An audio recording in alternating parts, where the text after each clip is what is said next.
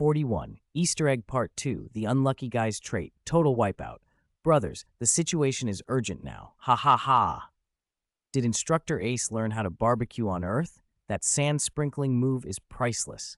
I finally get it. The strictest instructor in the security force isn't Taro, it's Ace.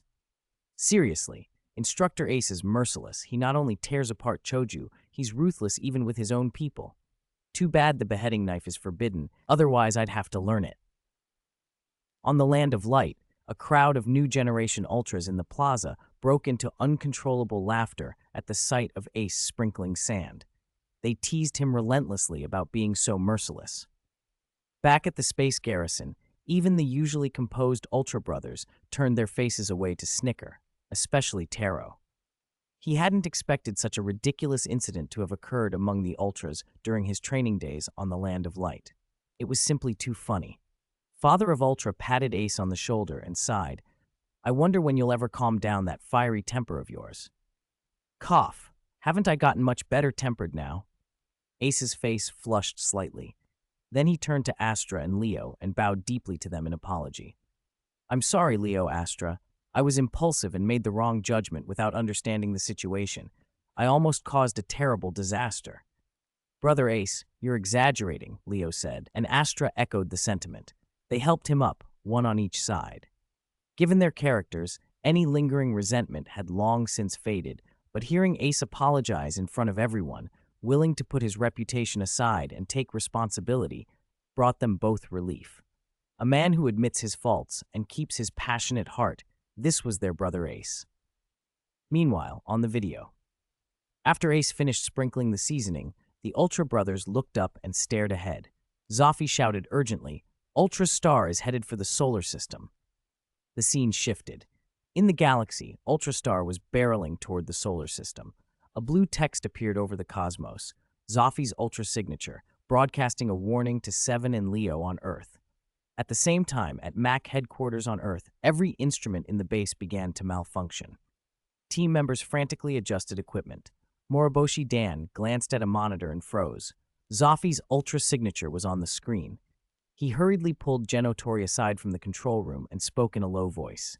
The Ultra key from Ultra Star has been stolen, Dan said, frowning. Genotori stared, alarmed. What did you say? The out-of-control Ultra Star is flying toward the solar system. Is that what's causing the malfunctions? Otori asked. Yes. Dan leaned on his cane and stepped aside. I saw an Ultra signature on the radar. Astra is coming. At the mention of Astra, Genotori's face lit up. Joy bloomed across his features. My younger brother, he exclaimed, unable to hide his pride. This is perfect. If the two of us work together, we can definitely retrieve the Ultra key.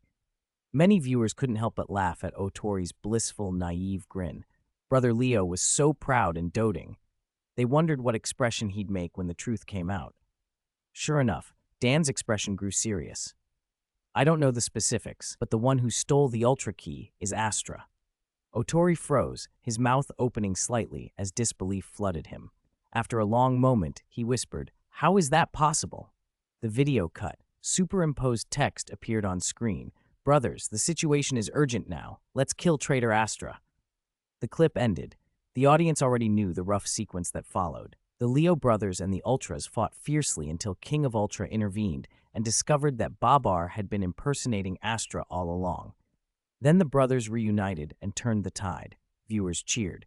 All right, even if I don't know who's uploading these, the Leo arc's plot holes are finally mostly filled.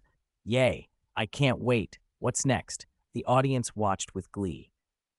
They never imagined one Babar could spawn so much drama, drag out the appearance of King of Ultra and the Land of Light, and inspire countless memes. Now anyone could drop a perfect combo. Babar, you dog ZZ, Ultra slap. Thinking about those classic moments, people let out delighted snorts. The Ultras weren't just formidable in battle, they were comic geniuses too. The big question remained, which Ultraman would be featured next and what theme would they bring? Just as the viewers, buzzing with anticipation, prepared to keep watching, they realized the Ace Easter egg arc they thought had ended had actually resumed. A narration blared, now playing Ace Easter egg arc 2 Annihilation. Ace, you unlucky guy, the brother pitting Jinx. Easter egg arc 2 Annihilation. The title grabbed everyone's attention. Ultraman annihilated? Even though they'd seen Zafi pecked to death by Burden and Hikari sacrifice himself for revenge, both of whom were later revived by Mother of Ultra, this sudden announcement made everyone uneasy. What could annihilation mean this time? Jesus was nailed to the cross. Jesus was nailed to the cross. Oh no, oh no. Are the brothers going to be publicly executed again? Ultraman Ace, oh, Ultraman Ace, you unlucky guy. The review's protagonist isn't me, but my shadows in every clip. Sigh. Zafi grumbled, all resentment. Is this the price of being Big Brother? The other Ultras watched the screen with dark lines of annoyance. Ultraman Ace's antics had become a running gag. Whenever trouble started or the team was embarrassed, Ace was always at the center of it. Twice now he'd been the punchline, once nailed to a cross, once turned into a life-sized bronze statue. Those two scandals were a dark chapter in Ultra history. The worst part, the others always looked like background characters caught in the wreckage while Ace got the glory. Who could stand that? You unlucky guy, they muttered, as Ultraman Ace laughed somewhere off-screen. The four brothers, forced smiles pasted on, resigned themselves to the next public airing of their humiliation as countless viewers tuned in. The video finally began. The background showed Earth. Two human brothers, one older and one younger, were delivering newspapers. The older scolded the younger for putting a paper at the wrong house. Suddenly a shadow swallowed the ground beneath them. The younger brother looked up. Under the setting sun, a huge, illusory figure rose into view. Baraba, the super beast. Baraba! Him again!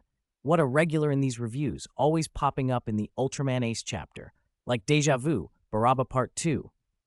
The audience laughed. The memory of Baraba's bulging eyes every time Ace clobbered him was a favorite gag. In the footage, the younger brother pointed skyward and cried, "Brother, look! A super beast!" The older brother shouted, "I'll make a call." He dashed for a nearby phone booth to call the TAC team. Baraba shrieked. His spiked mace and flying hook shot at the booth, wrapping it tight. The tiny structure couldn't withstand the force and was ripped off its foundation. "Run!" The older brother shoved his sibling out of the booth and tried to follow.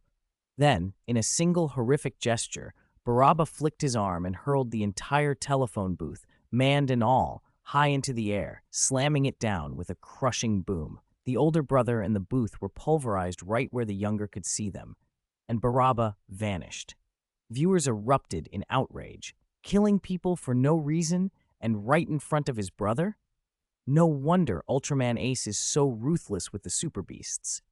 Baraba deserved to die.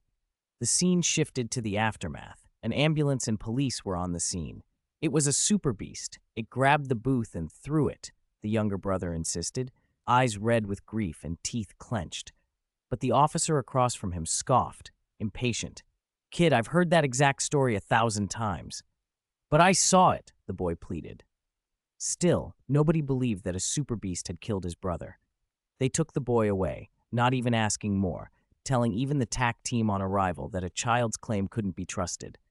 Only Hokuto and Minami Yuko stayed behind, staring at the wreckage in stunned silence. Hokuto and Minami Yuko are the two human hosts who merged to form Ultraman Ace. Back at TAC base that morning, the special radar had detected a mysterious object. The team studied the image. "Golgotha," someone murmured, "where Jesus was nailed to the cross." "Golgotha is in the anti-universe. You can't see it with the naked eye," another added. While the team debated, Hokuto and Yuko were driving patrol when the rings on their hands suddenly flashed. "My Ultra Ring, it's flashing." "Mine too." They jumped out and looked up. An Ultra signature had projected itself in the center of the sun, a call for the Ultra brothers to assemble on planet Golgotha. "Something's happened. Let's go, Yuko." They shouted, merged into Ultraman Ace, and shot into space. In the starfield, 4 white flashes joined them: Zafi, Ultraman, Seven, and Jack. The 5 Ultras greeted one another and descended to Golgotha. As they landed, the camera lingered on each with an obligatory close-up, and they struck poses in sequence. Fans watching noted with amusement that a grand entrance and posed close-ups were apparently mandatory. Once the 5 had finished their staged entrance, they spread out to look for the source of the summons, but found nothing. Zafi turned to Ace. "Ultraman Ace, what happened? Who summoned us?" I received an Ultra signature, Ace replied, puzzled. I thought you called us, Ultraman said. I did, but Ace faltered. Then who sent it? The brothers exchanged confused looks, an expression that had viewers laughing all over again. They always look so hilariously befuddled together, the online commentary read. No wonder the Easter egg chapter calls him Ultraman Ace, the unlucky guy who tricked his brothers. As speculation flew, were the super beasts that clever, or was someone else behind this? The 5 Ultras began to investigate. They had barely taken 2 steps when a thick fog rolled in. From it rose 5 enormous crosses. Ultraman walked up, craning his neck. The sight made him stop. This is my tomb, he said, voice flat, and turned back as if stating a fact. The other brothers approached, eyes wide. Each cross bore a name. They were graves, prepared for the 5 of them. Shock rippled through the team. Thunder crashed. Lightning split the sky, and a warped, distorted figure materialized from the storm. 43. Ultraman's slap returns. Oh my God, what a bizarre scene, someone in the crowd cried. Thinking back to Jesus being nailed to the cross on Golgotha, the more I imagine it, the scarier it gets, another murmured. Who tricked the Ultra brothers into coming here? Isn't this the place where the Ultra 5 were wiped out? The audience began to piece it together. They remembered Ace had somehow provoked the skirmish. He'd staged the fake theft of Astra's key and threatened Astra while taunting everyone. Had he somehow baited the other 4 brothers here in his name? What a jinx. Back in the alien dimension, the ripple-shaped, distorted figure was Ace's greatest enemy, Yapul, the multidimensional being, creator of countless choju. Dimensional being Yapul, ruler of many dimensions, creator of the choju, bent on invading Earth and bearing a deep grudge against Ultra warriors, especially Ace, the choju specialist. So that's it. Baraba and the other choju were his creations. The audience realized Yapul was most likely the one who lured the Ultra brothers to planet Golgotha. Cackling at Ace's absence from Earth, Yapul declared, "Use the radioactive rain, the thing Earthlings fear most, to shield Baraba." On Earth, heavy rain pounded the cities, lightning cracked the sky, and Baraba revealed his true form from the void, rampaging through human districts.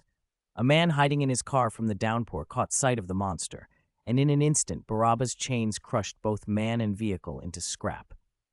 The TAC team scrambled jets to intercept. "Commence attack," ordered the captain. Boom, boom. The fighters opened fire, tracers and gunfire streaking toward Baraba. The absurdity that followed left viewers speechless. Not a single bullet struck Baraba. Every round hit surrounding buildings instead. "Captain, all the bullets are being deflected by Baraba," reported one pilot. From the audience's point of view, that wasn't deflection. It was terrible aim. "Open your eyes, hit the target," they shouted. But TAC kept firing, this time switching to missiles. One after another, the rockets flew, and every single one missed Baraba and slammed into civilian structures. 100% accuracy in hitting buildings, not their target. Even Baraba blinked in surprise. "The missiles, too?"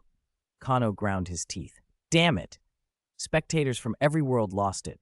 How could an elite squad miss so spectacularly? Even if the bullets and missiles miss, it's because you didn't hit the monster, not because the weapons are useless. Yet TAC, convinced the enemy was some sort of deflector, pulled out its final card. Use the laser attack. A blinding beam lanced out and finally struck Baraba, sending sparks flying. The crowd started to cheer, and then the captain's jet was shredded by Baraba's chain. A small boy who'd been watching picked up his slingshot like an archer and took aim. Bang! The stone struck Baraba. To everyone's astonishment, Baraba recoiled as if hurt, mentally broken by a child's slingshot. He let out a furious roar and went into a tantrum. The audience's blood pressure spiked. "Replace the missiles with slingshots. A kid is doing more damage than your elite squad. Where's Ultraman? Save them. TAC is hopeless," they cried, exasperated. Meanwhile, on planet Golgotha, the Ultra 5 had turned toward a thunderclap, only to be swallowed by an icy, bone-deep fog that descended from the sky. They staggered, teeth chattering, uttering nothing but shivering noises. "It's so cold," they muttered useless. "Run!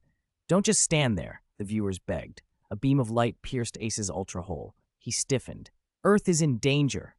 The first Ultraman recognized the tactic, a lure to draw the tiger from its mountain, and shouted urgently, "Ace, hurry back!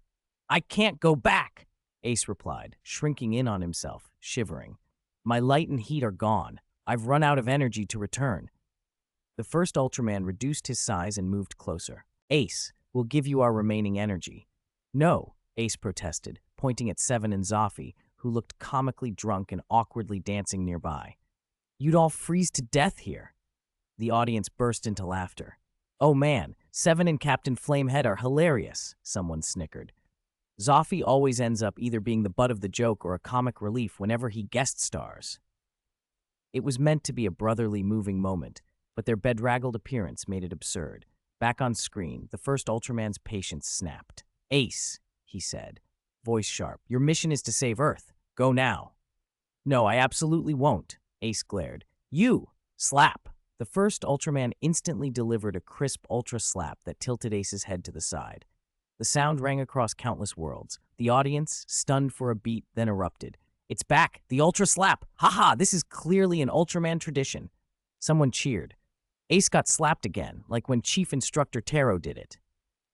Even Ace felt the sting, a phantom ache on his cheek. The first Ultraman rubbed his hand awkwardly, thinking, I had no choice, the situation was critical. Ace had been stubborn since he was young. He wouldn't listen without a smack.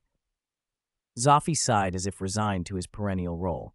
Why? Every time I guest star in my brother's stories, I either get beaten or turned into comic relief? What a curse. After the slap, Ace covered his cheek and fell silent. The first Ultraman, equal parts exasperated and desperate, said, Listen to me, Ace. Don't delay any longer. If you don't go now, all 5 of us will die here. You're still young. You can't die. You're our only hope. Ashamed, Ace bowed his head. Zophy came over and patted his shoulder. Do you understand what Big Brother said? Ace nodded. Yes, I'll go. We'll help Earth with Ultra energy.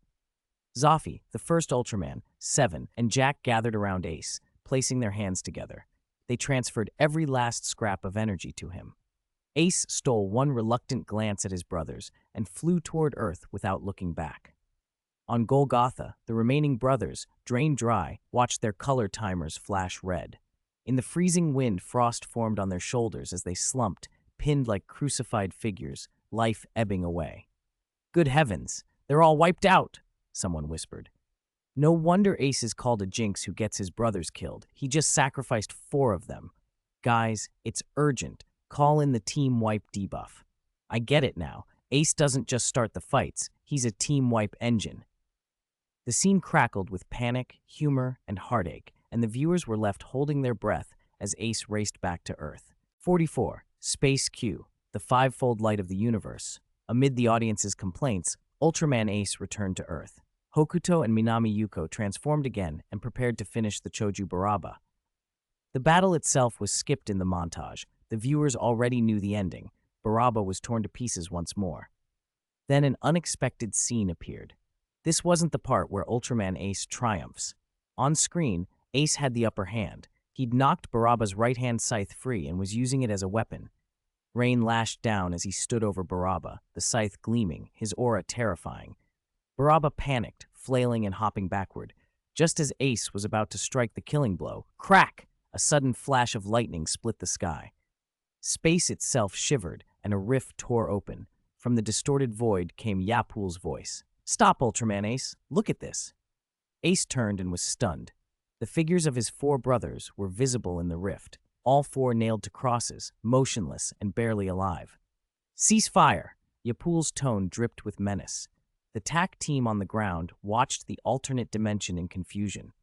If you interfere with Baraba again, Yapul warned, the lives of the Ultra 4 brothers will be forfeit. Their lives are in my hands. Emboldened by Yapul's threat, Baraba shrieked and fired a chain at Ace. Clang! Ace swatted it away with a palm and prepared to attack again, but Yapul's next words killed his fighting spirit. Ultraman Ace, do you truly not care about your brothers' lives? Baraba took advantage. He lashed out, entwining a chain around Ace's neck. Ace struggled to break free, but Yapul's ultimatum forced him back. Baraba slammed him with repeated blows, driving Ace to retreat. Yapul laughed. It seems you've made your decision. Whoosh! Baraba's flying scythe shot forward. Ace, mentally and physically exhausted, was undone by the spatial assault. Ultraman Ace disintegrated on the spot and reverted to his human forms. Hokuto and Minami Yuko, who collapsed unconscious among the ruins. Viewers in other worlds tensed. Faced with the lives of the Ultra Four used as hostages, who wouldn't hesitate? Would Ace really sacrifice his brothers? The worry was real. The montage left their fate uncertain. Fortunately, the footage wasn't over. The narration picked up with the TAC team's voices. From here on out, we TAC must defeat the Choju Baraba by ourselves, gather every available unit, fight to the end. Their courage was admirable, but viewers still wiped sweat from their brows. Guys, don't you know your limitations? The camera cut to planet Golgotha. A killing intent filled the screen. After subduing the Ultra Four, Yapul unleashed his dimensional superweapon, Ace Killer. Ace Killer. The name jolted the audience. It sounded tailor-made to counter Ultraman Ace. Ace Killer strode to the crosses where the brothers were bound, facing the original Ultraman.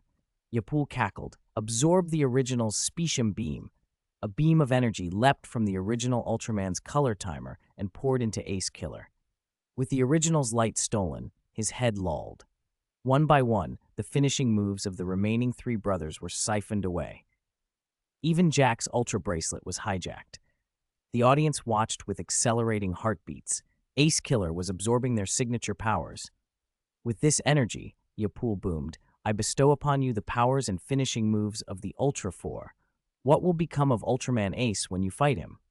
A fissure split the ground. Yapul shouted, Come out! From the crack emerged Yapul's imitation of Ultraman Ace. Ace Killer promptly used the four brothers' finishing techniques on the duplicate, blasting it to fragments. Zoffy and the other three Ultras writhed in agony on their crosses. Soon those same moves would be turned on their younger brother. Back on Earth, Hokuto and Minami Yuko had regained consciousness and prepared to go rescue their brothers, while Tak engaged Baraba. Viewers blinked. No way, you two are miles apart. How can you combine and transform? Then the astounding image appeared. The two of them, each on opposite sides of the screen, pressed their hands together. In an instant, Ultraman Ace formed and shot away from Earth. The audience gasped. Before long, Ace arrived on Golgotha. Brothers, he vowed, even if I die with you. The bond among the Ultra Brothers moved countless viewers. From Leo to the original Ultra 5, their connection transcended the galaxy. Still, everyone held their breath for the coming fight. Yapul sneered, setting a cross before Ace as a mock grave. Ace Killer towered behind it. Ace lunged and grappled with Ace Killer, but the enemy's strength was brutal. Ace stumbled backward and fired his finishing attack, Metallium Ray. The scene shocked everyone. The Metallium Ray, deadly enough to shred a Choju, had no effect on Ace Killer, not even a spark. Ace Killer instantly retaliated, unleashing the stolen light beam techniques of Zoffy and the Ultra Four. Boom! Ace crashed to the ground. He rose, stubborn and single-minded, determined to save his brothers. Boom, boom, beam after beam pounded him into the dirt. He got up again and again until exhaustion finally stole his strength and he could no longer move. Brother Ace, cried the voices watching. Ultraman Ace, get a grip. Viewers felt their hearts breaking. From Leo and Zoffy to Ultraman Ace, the magnificent warriors carried unspoken sorrow and loneliness. At the lowest moment, something miraculous happened. From the chests of the Ultra Four brothers, nailed to the crosses, beams of light shot through the rift into Ultraman Ace. Those four beams were the light of the universe. The four brothers gave Ultraman Ace one last ray of hope, the narrator intoned. Brilliant light shone from the Ultra Hole on Ace's head. He rose once more. The light of the universe solidified in his hands. Ace hurled it at the stunned Ace Killer. With a roar of unified power, Ace unleashed his greatest attack, the cosmic five-fold ray, Space Q. 5 powers merged into one, a 7-colored sphere of light that lit up Golgotha and slammed into Ace Killer. In an explosion that shook the galaxy, the amassed energy obliterated Ace Killer. The scene cut. Victorious, Ultraman Ace freed his brothers and departed Golgotha with them. The audience finally exhaled in relief. Ace had saved his four brothers. Then the narrator added, offhand, immediately after the Ultra Brothers left, Tak destroyed planet Golgotha. Huh? Came the baffled face of Higashi Kotaro on the screen. Viewers erupted in questions and complaints. What the heck? How did your Tak tech tree even develop like that? You have the power to destroy a planet light years away, but you can't even finish off Baraba. And your fighter jets don't have a targeting system? As the audience complained about Tak's odd priorities, they realized the Easter egg footage wasn't over. Ultraman Ace, Easter Egg Chapter 2, Team Annihilation. Ultraman Ace, you brother-pitting team-wiping jinx. 45, Hipparito, the chosen one. Ultraman Ace, you unlucky fellow who brings trouble to your father and brothers. The clip on the screen didn't just keep playing, its theme message changed. It went from brings trouble to his brothers to include brings trouble to his father as well. Brings trouble to his father? Isn't Ultraman Ace an orphan adopted by Zoffy? Does he even have a father? Someone muttered. That doesn't matter. I want to see how he managed to bring trouble to his father. Another voice replied, delighted. Heh, there's the Easter egg. As the new headline flashed again, countless viewers lit up like they'd found a bonus prize at the bottom of a soda bottle. Ultraman Ace really was a treasure. What an unlucky guy. Back in the land of light, the mood shifted. Ultraman Ace brings trouble to his father? The only Ultra who could reasonably be called Ace's father, or the father of the Ultra Brothers, was the captain of the space garrison, the highest authority on the land of light, currently standing on the high dais watching the broadcast, father of Ultra. The juniors in the plaza, who had been cheering moments before, all fell suddenly silent. Who would dare mock the captain? In the space garrison, Father of Ultra read the title on the screen and blinked. How on earth did he get dragged into this? Impossible, he murmured. Did Ultraman Ace really bring trouble to his father? Taro fought a smile. He hadn't realized his unlucky older brother's tendency to cause chaos in team battles could be so extreme that it would involve Father of Ultra. Thank goodness he hadn't been in many team battles himself, had he? He paused and began to consider his own record. Ultraman Ace's expression in the viewing area grew strained. Could their team battles truly be called team wipes? He always survived. He would turn the tide, save his brothers. How could that be called causing trouble? Every time his brothers inexplicably ran into danger in a team fight, it wasn't his fault. He wasn't trying to cause trouble. This was slander. But then the screen showed a new image, 5 bronze statues of Ultra Warriors. Ace froze. Oh no. This time it looked like even he had been defeated, a genuine team wipe. He awkwardly scratched the back of his head as several gazes settled on him. He didn't need to look back to know they were his brothers staring. The clip started again. The setting was Earth in the distant past, a city. The narration began. On this day, Earth was peaceful, making people forget that the last team wipe of the Ultra Brothers had occurred less than 2 months earlier. A thunderous noise split the sky. The monster made a spectacular entrance. What on earth? That kaiju has something growing out of its face? A crayfish? A crab? Why is something sprouting from its face? Is there really a species in the universe with something growing out of its face? I understand the logic, but why? On the screen, a bizarre alien appeared, its colors a patchwork of red, green, blue, and yellow. The most striking feature was a long, elastic nose protruding from its lobster-like face, wiggling like a rod. Hellion, Hipparito alien, the caption read. The Hipparito alien, towering 200 meters tall, bellowed, People of Earth, listen, hand over Ultraman Ace at once. If you refuse, I will turn Earth into hell. I am the strongest in the universe, the Hipparito alien. The abstract, bombastic proclamation left the humans in the clip speechless and the viewing audience bemused. The strongest in the universe? Asking ordinary Earthlings to hand over Ultraman Ace? Could they call the M78 Nebula and summon him over? The city folk scattered in terror. The Hipparito alien roared and pointed the rod on its face, spraying a thick white mist that tore into surrounding buildings. TAC, Earth's defense force, mobilized immediately. In a fighter jet, Minami Yuko worriedly asked, Hokuto, can we stop it? Hokuto shook his head. I don't know, but we represent the pinnacle of human technology. Moments later, the Allied jet next to them exploded and went down. The audience snickered. Pinnacle of technology? More like pinnacle of crashing. Viewers also noticed something odd about the Hipparito alien. Attacks that hit its body just passed through, like ripples on a water curtain. The TAC team's firepower slid off its form helplessly. The Hipparito alien laughed, and after leveling much of the city, conjured an Ultraman Ace action figure in its massive hand. Smash! It brought the toy down and chopped its head clean off. Then it threatened that if Ace wasn't surrendered, Next time, it would utterly destroy Earth and kill everyone, and with that, its figure vanished into the sky. Hokuto suddenly speculated, "It's an illusion. Its real body must be hidden somewhere. I flew straight through what seemed to be its body." When he shared this with his squad, however, the response was baffling. The TAC team, led by Yamanaka, opened fire on Hokuto himself. "You're talking nonsense. Illusions don't blow wind. We're TAC. We believe in science. Don't spout mystical rubbish." They were utterly contrarian. Everyone but Minami Yuko refuted Hokuto. The audience felt sorry for him. "Poor Hokuto, this job is ridiculous. I'd have high blood pressure after a day of that." Minami Yuko is so supportive. She's looking at him so kindly. Are they a couple?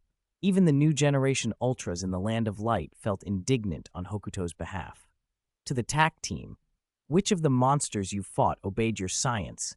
Blowing up Golgotha with missiles wasn't exactly scientific either, was it?" Zafi had an insight. Ultraman Ace's fiery temper. Could it have been shaped by such an absurd environment? Fortunately, he had someone as caring as Minami Yuko by his side.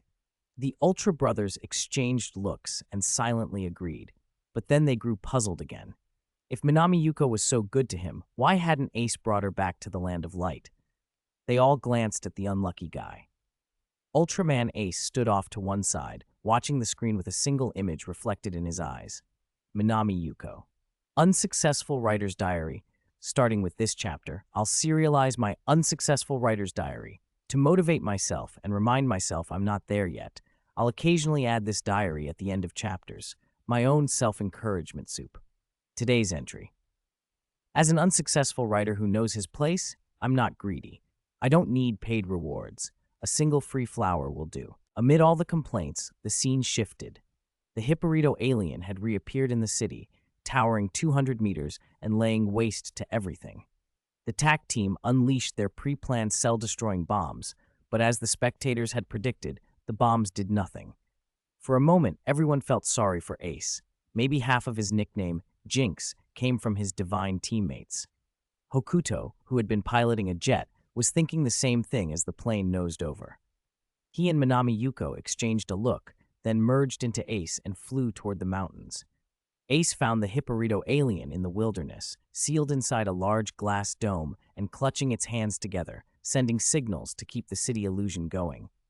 "Ha!" Ace pressed his palms together and fired a volley of arrow-shaped, scorching light bolts from his fingertips. Arrow beam! The dome shattered in an explosion of glass and smoke. The Hipporito alien panicked and stumbled back. The city illusion blinked out. Its actual body wasn't 200 meters tall at all. It was about Ace's size. The audience roared with laughter. "You little thief with that mark on your face. Weren't you going to kill Ace? Why do you look so scared?" Ace didn't give the creature a chance to flee. He pounced and beat it senseless.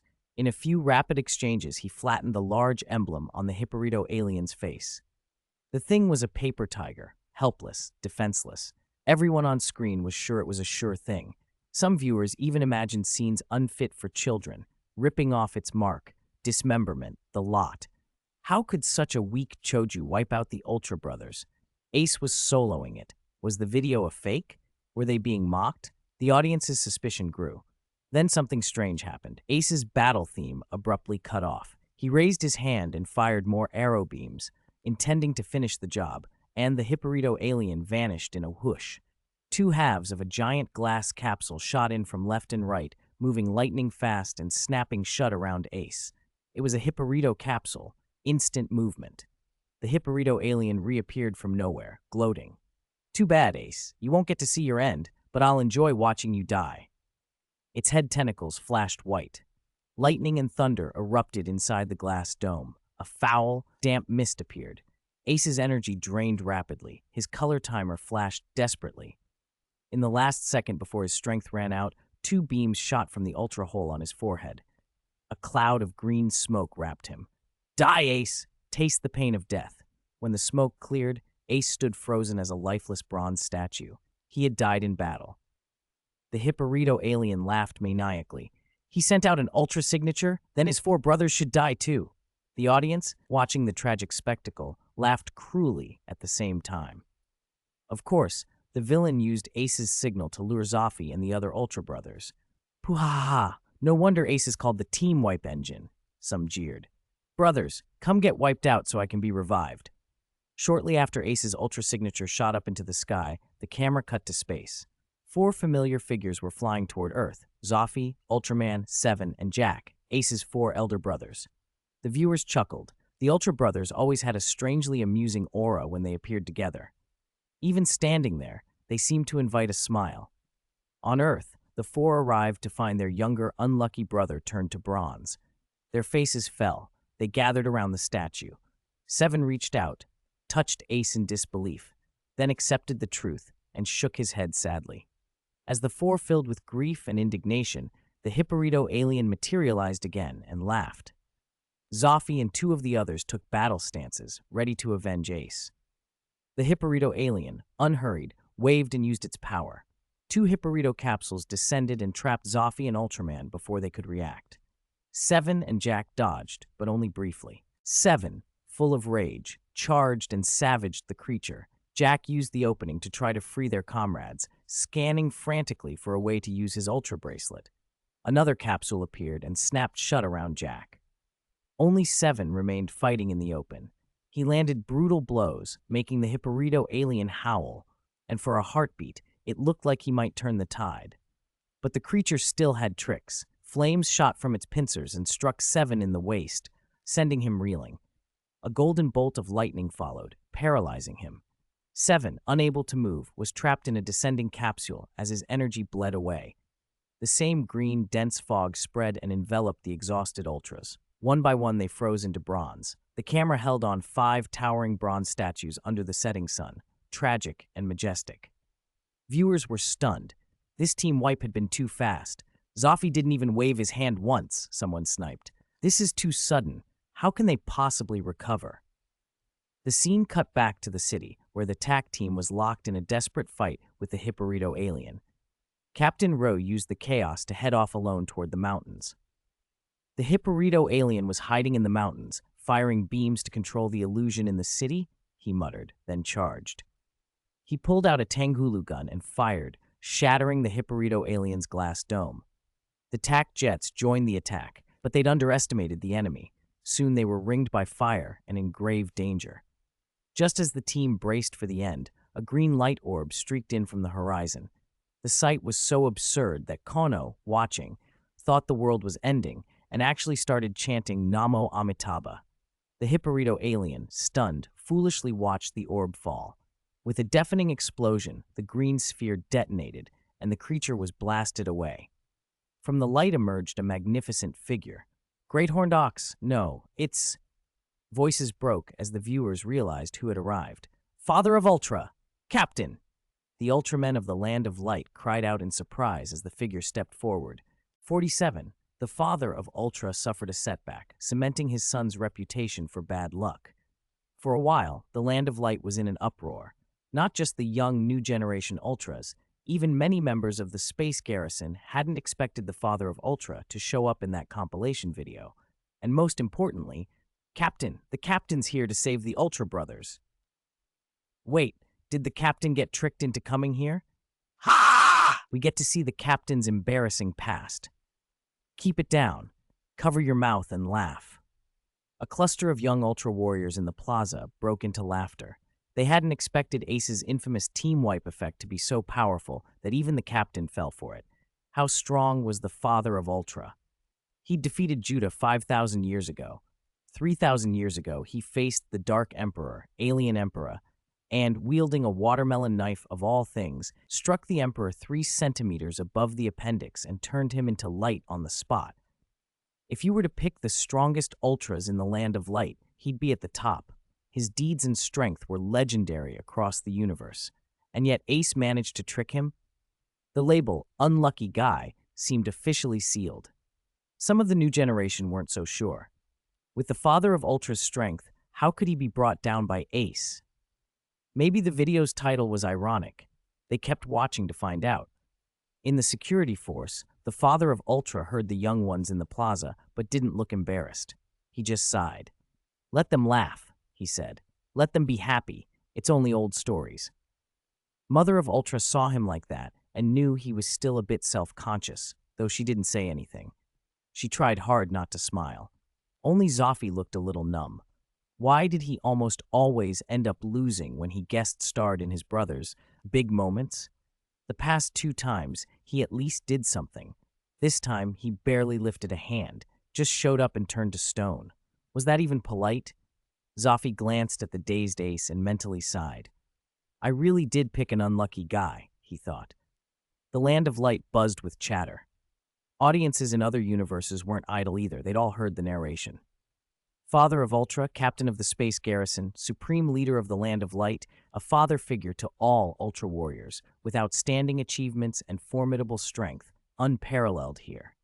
Whoa, that's Ultraman's leader. He's the father of the Ultra Brothers, way stronger than the brothers themselves.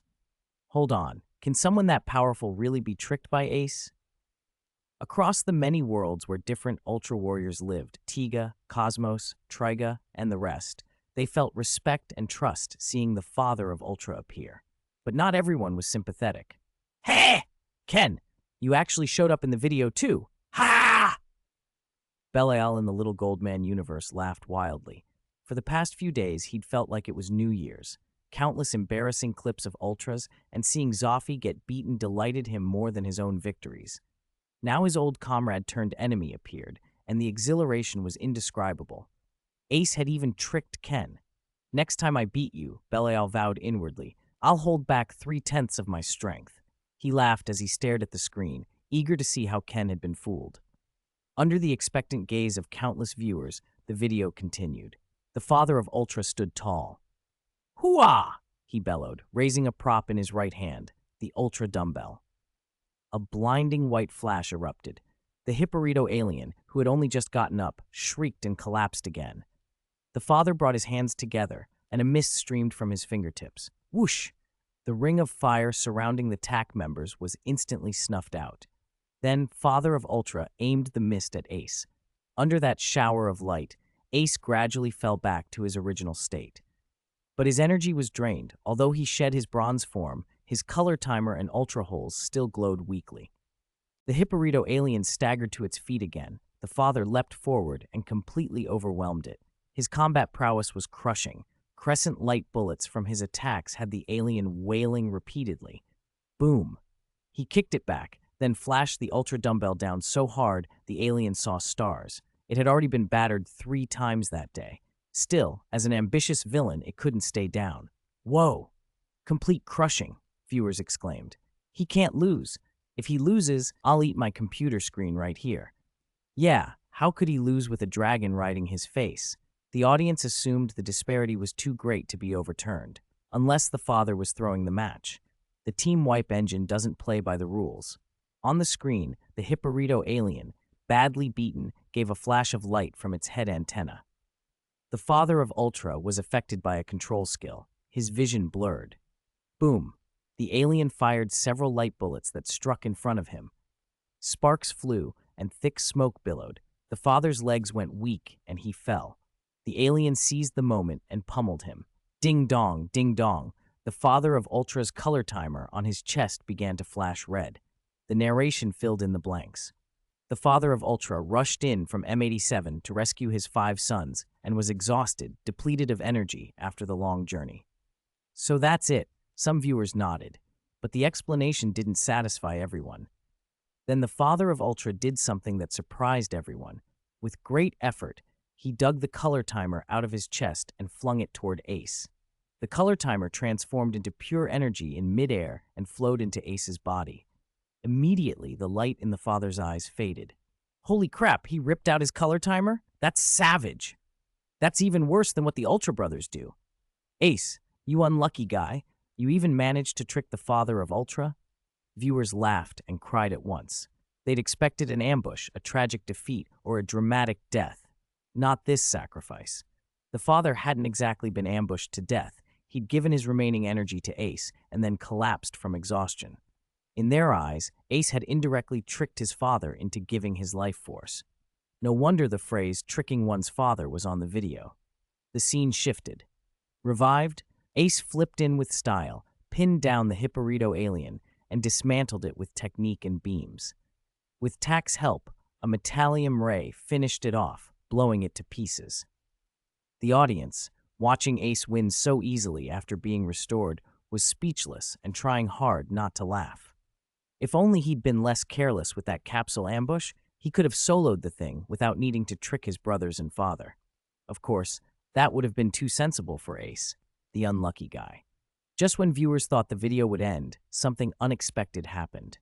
Ace threw the father of Ultra's color timer outward, sharing the energy with his brothers. The Ultra 5 revived. They exchanged glances, went to the father's side, and surrounded him. For a moment, the audience held its breath. Then many human viewers on Earth burst out. Holy crap, that Ghanaian pallbearers? Bah! Forgive me, I didn't mean to laugh. On the screen, the Ultra 5 brothers, in the style of Ghanaian pallbearers, lifted the father of Ultra and sent him soaring into the starry sky. Laughter filled the viewers' rooms. Ace's little Easter egg prank had a part 2. After returning to the Land of Light, Mother of Ultra Marie resurrected the father of Ultra. Relief flooded the chat. The father of Ultra hadn't really been tricked to death by Ace. He was restored. Fans congratulated each other and wondered who the next unlucky guy to be featured would be. Just then, the screen changed. Ultraman Ace Special, Hokuto and Miyuko. Special episode? The announcement set off another huge stir across the multiverse. P.S. Today's Street Diary. 4 reasons to give Sarah-chan a good review. 1. Sarah sometimes writes quite well. 2. Very few people give Sarah good reviews, so highlight her uniqueness. 3. Do a good deed every day. 4. I haven't thought of a 4th, but please. 48. Longing across the Milky Way, Annihilation Dimension. Side quest triggered. Help Ace and Minami Yuko mend their regrets. Minami Yuko? Liu whispered the name. Hadn't she parted ways with Hokuto and returned to Moonstar alone? Could she be in danger? An image flickered into his mind, a distorted silhouette in the void of another dimension. Yapul. Liu heard its whisper echo through the gap. I should have thought of it sooner, the bond between Ace and Minami Yuko. Heh. Yapul has made contact with the great ruler of Demise's forces and gained even greater power. So that's it. Liu frowned. Yapul had resurrected, and it wanted revenge on Ace, wanted to hurt Minami Yuko. Then there was no more hesitation. He made his choice. Now playing Ultraman Ace Special Episode. When those 2 names flashed up, audiences across countless worlds leaned forward. From the main Ultraman Ace saga to the little Easter egg episodes, viewers had noticed this pair long ago. Unlike other Ultras, Ace was formed by the fusion of 2 human hosts, and the transformation devices were a pair of rings. Given Hokuto and Minami Yuko's constant closeness and the softness in Yuko's eyes whenever she looked at Hokuto, everyone smirked. Innocent? Hardly. Anticipation buzzed. The Land of Light's younger Ultra warriors were giddy. Rumor had it Instructor Ace's lover might be a Moonian. Now they'd finally get to see the real thing. Even the space garrison blinked in surprise. Ultraman Ace himself was stunned. Me, Yuko, he murmured, almost forgetting how long it had been since he'd last seen her. Since their parting, they had only crossed paths once more, when Mebius trained on Earth and they had met briefly. The footage began. The scene opened on the TAC base. It was the Tanabata Festival on Earth, the day when, in legend, lovers across the Milky Way meet, and coincidentally, it was Hokuto and Minami Yuko's shared birthday. The base was decorated, streamers, cake, gifts. Teammates were smiling, ready to celebrate. But the 2 birthday guests were missing. Banter started immediately. It's weird. Hokuto and Minami Yuko both have July 7th birthdays. Are they twins? They don't look anything alike. Whether twins or lovers, who knows? Ah! Meanwhile, on the base rooftop under the night sky, Hokuto and Minami Yuko watched the stars. Hokuto smiled up at the heavens. Once a year, Altair and Vega meet. Minami Yuko tilted her head. Altair and Vega meet. Are they lovers? Yes. Hokuto nodded, smiling. Hearing that, Yuko looked at him, taking in his profile, handsome, gentle, and hesitated. Then she seemed to find courage. Gazing toward Altair and Vega, her eyes shone brighter than the Milky Way itself. She asked, voice trembling with hope, "Then what are we to each other?" On screens everywhere, hearts skipped. Was this a confession? Hokuto, Ace, was suddenly the center of every romantic fantasy in the multiverse. Young ultras clasped their hands, breath held. A few older brothers in the security force sighed privately. Ultraman Ace stared at the scene in disbelief. In the footage, Hokuto blinked, clearly stunned and unsure how to answer. Before he could speak, a meteor shower streaked across the sky. "Look, meteors," he cried. They both watched the shooting stars and smiled together, but Hokuto missed the shadow that crossed Yuko's face, disappointment at the lack of a direct reply. She forced a smile and kept watching. Audiences groaned. "Hokuto, Ace, what were you doing? She'd practically confessed, and you talked about meteors." Reina in the Tiga world watched with her jaw dropping. This was ridiculous. How could an ultra warrior have such poor emotional intelligence? Minami Yuko had made herself plain as day. Reina stole a glance at Daigo beside her. Could he really be that oblivious? He was only human, she reminded herself. In the Triga universe, Kengo and Akito exchanged awkward looks and glanced away. It hit Kengo with a jolt of recognition. He knew what it was like to be blind to someone's feelings. He had been just as dense with Carmiara. No wonder she often looked at him with that resentful patience. On the Land of Light, the Ultras sat in stunned silence, staring at Ace with bewilderment. Zoffi scolded his unfortunate younger brother with a disappointed shake of his head. "Ace, you unlucky one, what kind of reaction is that?" They couldn't fathom it. Tanabata, a man and woman alone on the rooftop, Yuko asking so directly, and Ace just smiled at the meteors. "My reaction, is it wrong?" Ace murmured, lowering his head. Blank looks from the rest. Even Zeta, always blunt, snapped. "Miss Minami Yuko clearly likes you, Ace. She's confessing." "She likes me?" Ace whispered. "But she told us, before she returned to the moon, that she came to Earth only to defeat the super beast Lunax and save the Moonians." Ace's voice trailed off. Zeta slapped a hand to his forehead and shook it. At that moment, Mother of Ultra stepped forward and asked Ace seriously, "Ace, do you like Minami Yuko?" Ace faltered. How could he not? On Earth, the one who had always been kind to him was Yuko. But the shadows of the super beasts and Yapul's machinations had made him fearful of distractions. He had hidden his feelings, unwilling to face them. Seeing his embarrassed silence, the Ultra Brothers' faces softened. At last, they understood why Minami Yuko had returned to the moon. Who could stand such a clueless man? Suddenly, Zero shouted, "Look at the sky!" The Ultra Brothers looked up, but the video had shifted. A line of text blinked across the screen. "Note, the following footage is a live broadcast." Live broadcast. A collective gasp swept through the audience. The feed cut to the moon. On the desolate surface of Moonstar, a lone figure in white stood out against the gray. Ultraman Ace's voice slipped out without thinking. "Minami Yuko?" Not only Yuko. Far above the moon, space seemed to tear. A distorted silhouette loomed. Yapul, creator of the super beasts and Ace's archenemy, had arrived. It faced the moon, restless and hungry. In the void beyond it, terrible shadows writhed. Hearts thudded everywhere. This was happening now. Yapul, what was it planning for Minami Yuko? Before the Ultras on the Land of Light could move, a cry of "Yuko!" echoed. A crimson beam lanced down from the clouds, streaking toward the distant moon. On Moonstar, Minami Yuko sat in white, knees drawn up, staring at the blue shard of Earth.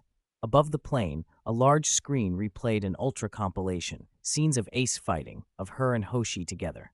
She watched, lost in thought. How long had it been since they last met after parting? Probably more than 100 years. The only time their paths crossed in that time was when Mabius trained on Earth. Looking back, she realized she never wanted to leave. Who would, with the one they loved by their side? Still, she had to admit Hoshi, Ace, had always been slow when it came to matters of the heart. His steady, oblivious ways had finally driven her to return to the moon with a heavy heart. She had expected him to come after her. He hadn't. "Hoshi, can't you feel how I felt about you?" she murmured, staring at the frozen figures on the screen. "Be careful, Miss Minami Yuko. Yapul." The whisper came, broken, into her ear. "Who?" she asked, puzzled. Then, with a crack, the lunar surface shattered. From the rift, a twisted, all-too-familiar figure crawled into being. "Yapul, how are you here?" she cried, trembling. "Weren't you destroyed by Ace?" "Yapul never dies," the laughing thing replied. "As long as evil thoughts exist in human hearts, I can be reborn again and again." Yapul cackled through the tear in space. "I should have known why I only saw that man transform alone," he mocked. "So that's where you hid, Moonstar. Ha ha! Before I take my revenge on Ace, I will capture you and kill you in front of him. Behind Yapul, void ruptured and two figures fell, the super beast Baraba and Ace Killer. Murderous intent filled the empty sky. Dream on if you think you can use me to threaten Hoshi, Minami Yuko shouted, and a huge form burst from the ground to block the attackers. Mochiron, the rice cake monster, had been born from humanity's longing for the moon star. It looked like a giant mochi bucket, spewed fire, and could retract its limbs like a turtle to hurl a scallion chicken meat bomb at foes. Once it had fought Taro, and after being chastened by Taro, father of Ultra, and Minami Yuko, had returned to Moonstar to serve her. You won't hurt Sister Yuko, Mochiron roared and charged, spewing flame. The clash of giants cracked the ground and sent lunar dust into the sky. Yapul sneered and waved his staff. From the rift poured countless distorted figures, the many super beasts he had created, Bakishim, Gallon, Jumbo King, and hordes of ace-derived killers. They had been reborn and amplified by Yapul's malice. Terrifying enemies swarmed the moon. Run, Sister Yuko, run, Mochiron bellowed. With an 80,000-ton arm strength, it was the moon's mightiest defender, but even it could not budge Baraba and Ace Killer. The scene was broadcast across worlds. Viewers everywhere watched in horror. In the Marvel Universe, inside S.H. Shield, Captain America clenched his jaw at the screen. Any one of those super beasts would wreak devastation in their world. Even the Avengers would be taxed to the limit. And now Minami Yuko, without the ability to transform into Ace, faced almost 100 of them. Worse, Yapul was clearly using her as bait for Ace. I hope they make it through this. Black Widow, still scarred by her own heartbreak, Itzlak whispered. In the Tiga world, Shinjo and Hori ground their teeth. Minami Yuko's just an ordinary alien now, no combat powers. Even with Mochiron protecting her, she won't escape the encirclement. Reina flinched and could not bear to watch. Daigo sat silent, staring at Yapul, fingers brushing the spark lens at his waist, helpless. There was no way to travel through time and space for help. On the surface, Mochiron swung and struck Ace Killer again and again, pushing him back only a few steps. His attacks were not without effect. Ace Killer bore several scratches. But then a green beam shot from Ace Killer's head, striking Mochiron in the neck. One after another, beam skills the Ultra Brothers used in the past slammed into him. Mochiron was blasted hundreds of meters, severely wounded. The mochi bucket shell cracked. Mochiron, Minami Yuko's face went pale. She could only watch as her faithful subordinate was beaten to near death. Minami Yuko, accept your fate. Yapul laughed, already savoring how he would toy with Ace later. He conjured a dagger of moonlight in her hand and pressed it to her chest. If she died, she would take her secret to the grave. She would not let Hoshi be implicated. The audience across worlds nearly fell out of their seats. In the compilation videos, she had always been kind, gentle, even when merged with Hoshi to become Ace. Fans had assumed it was Hoshi who led the fight. No one had expected her to be so resolute. Ace Killer lunged. Minami Yuko steeled herself and drove the dagger toward her heart, when a dazzling sphere of red light crashed down from the sky like a meteor, kicking up a storm of dust. An invisible psychic wave froze the dagger inches from her breast. A figure of blinding light, the Man of Light, descended and punched Ace Killer away. "It's Ace!" the crowd roared. "He actually made it!" Relief washed through viewers everywhere like a tide. All those who had fretted over him now breathed again.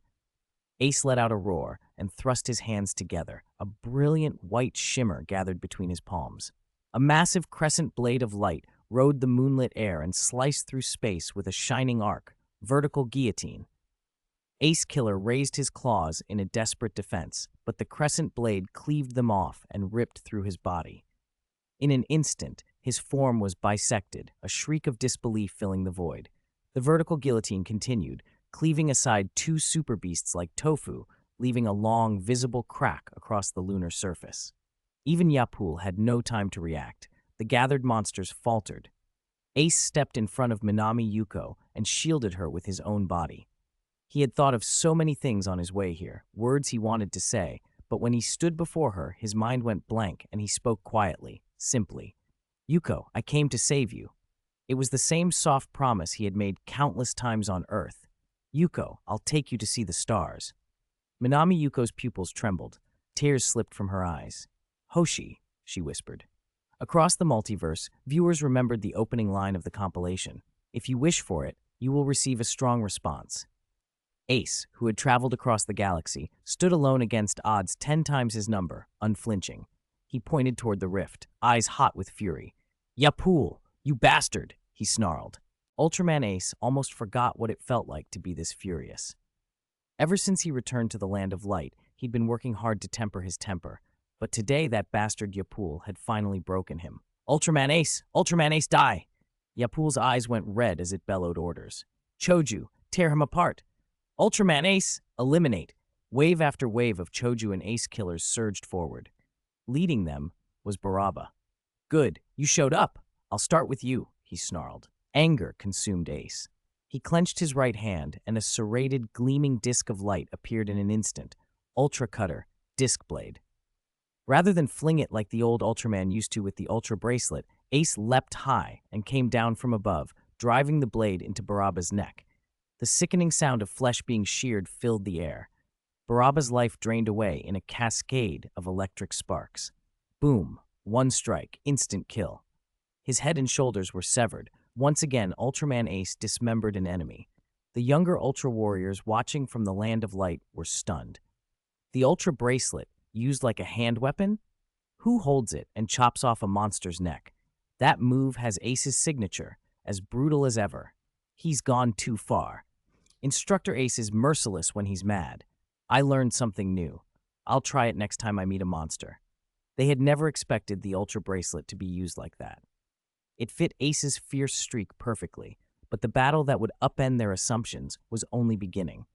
Yapul, even if you resurrect 1,000, 10,000, I'll still kill you. After finishing Baraba, Ace spun into another drilling beam with a backhand, blowing the head off a king crab that had tried to sneak up at his flank.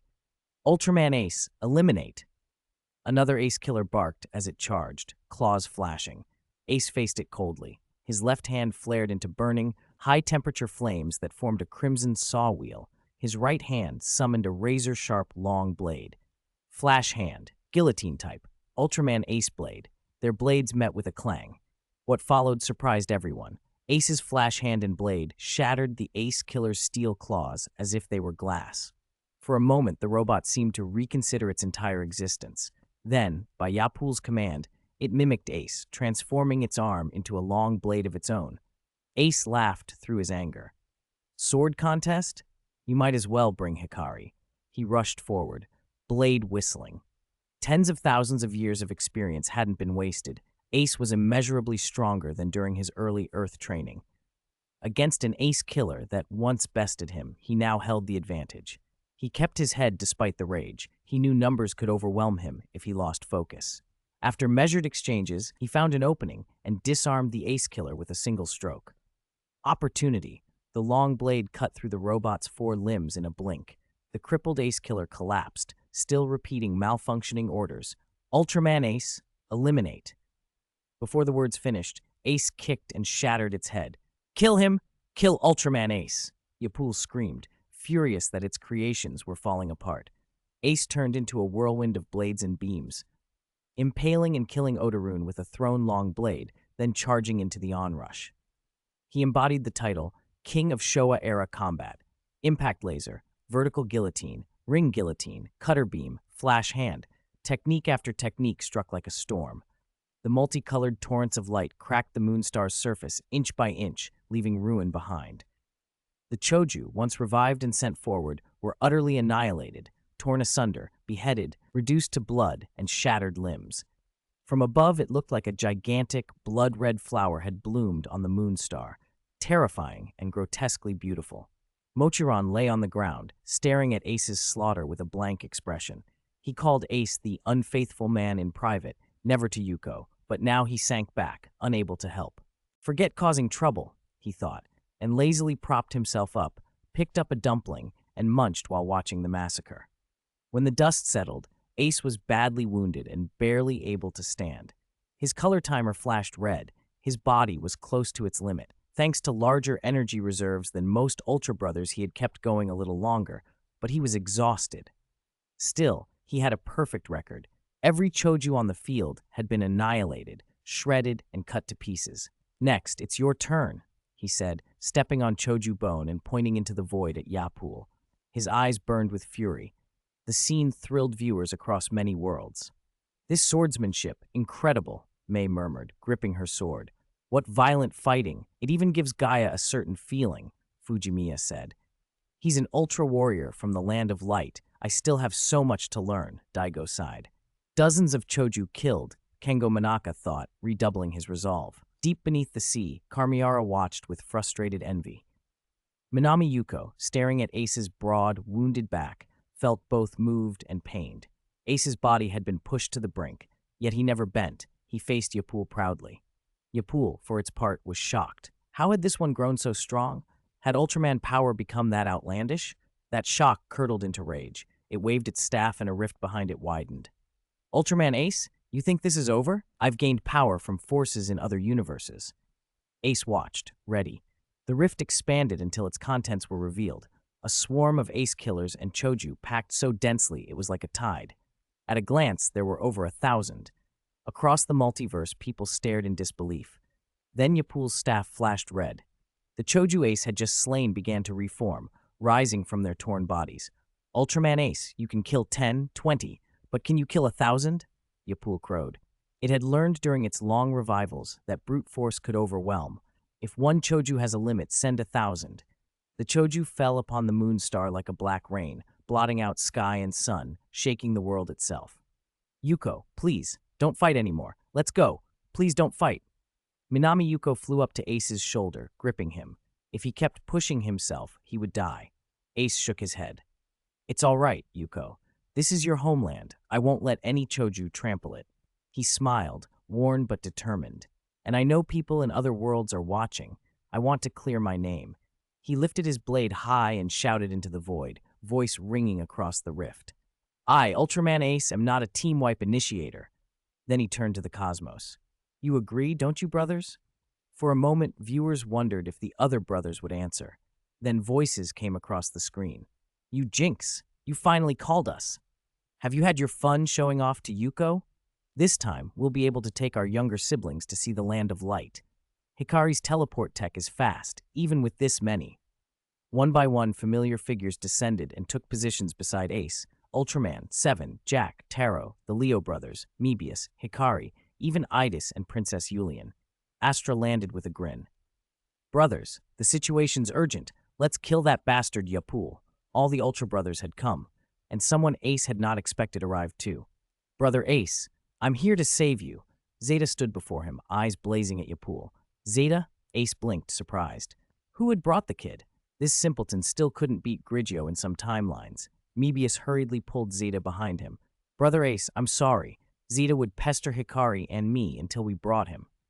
"I'm an Ultra Warrior too. I want to fight at your side." Zeta insisted stubbornly, clearly fired up by glimpses of possible futures. Ace, speechless, slapped the boy lightly. He had Yulian, who had been tending Mokuran, keep an eye on the youngster. The audience exploded in laughter. Ace, the Jinx, had started yet another team battle. Of course, Astra had to tease him about it. At the last moment, Zoffy appeared and raised his hand, firing a healing beam. Ace's wounds began knitting. The red flash on his chest eased to blue.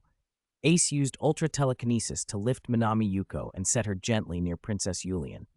"Yuko, I'm sorry," he said, turning to her. He smiled, awkward and earnest. "That night you asked me what we were to each other.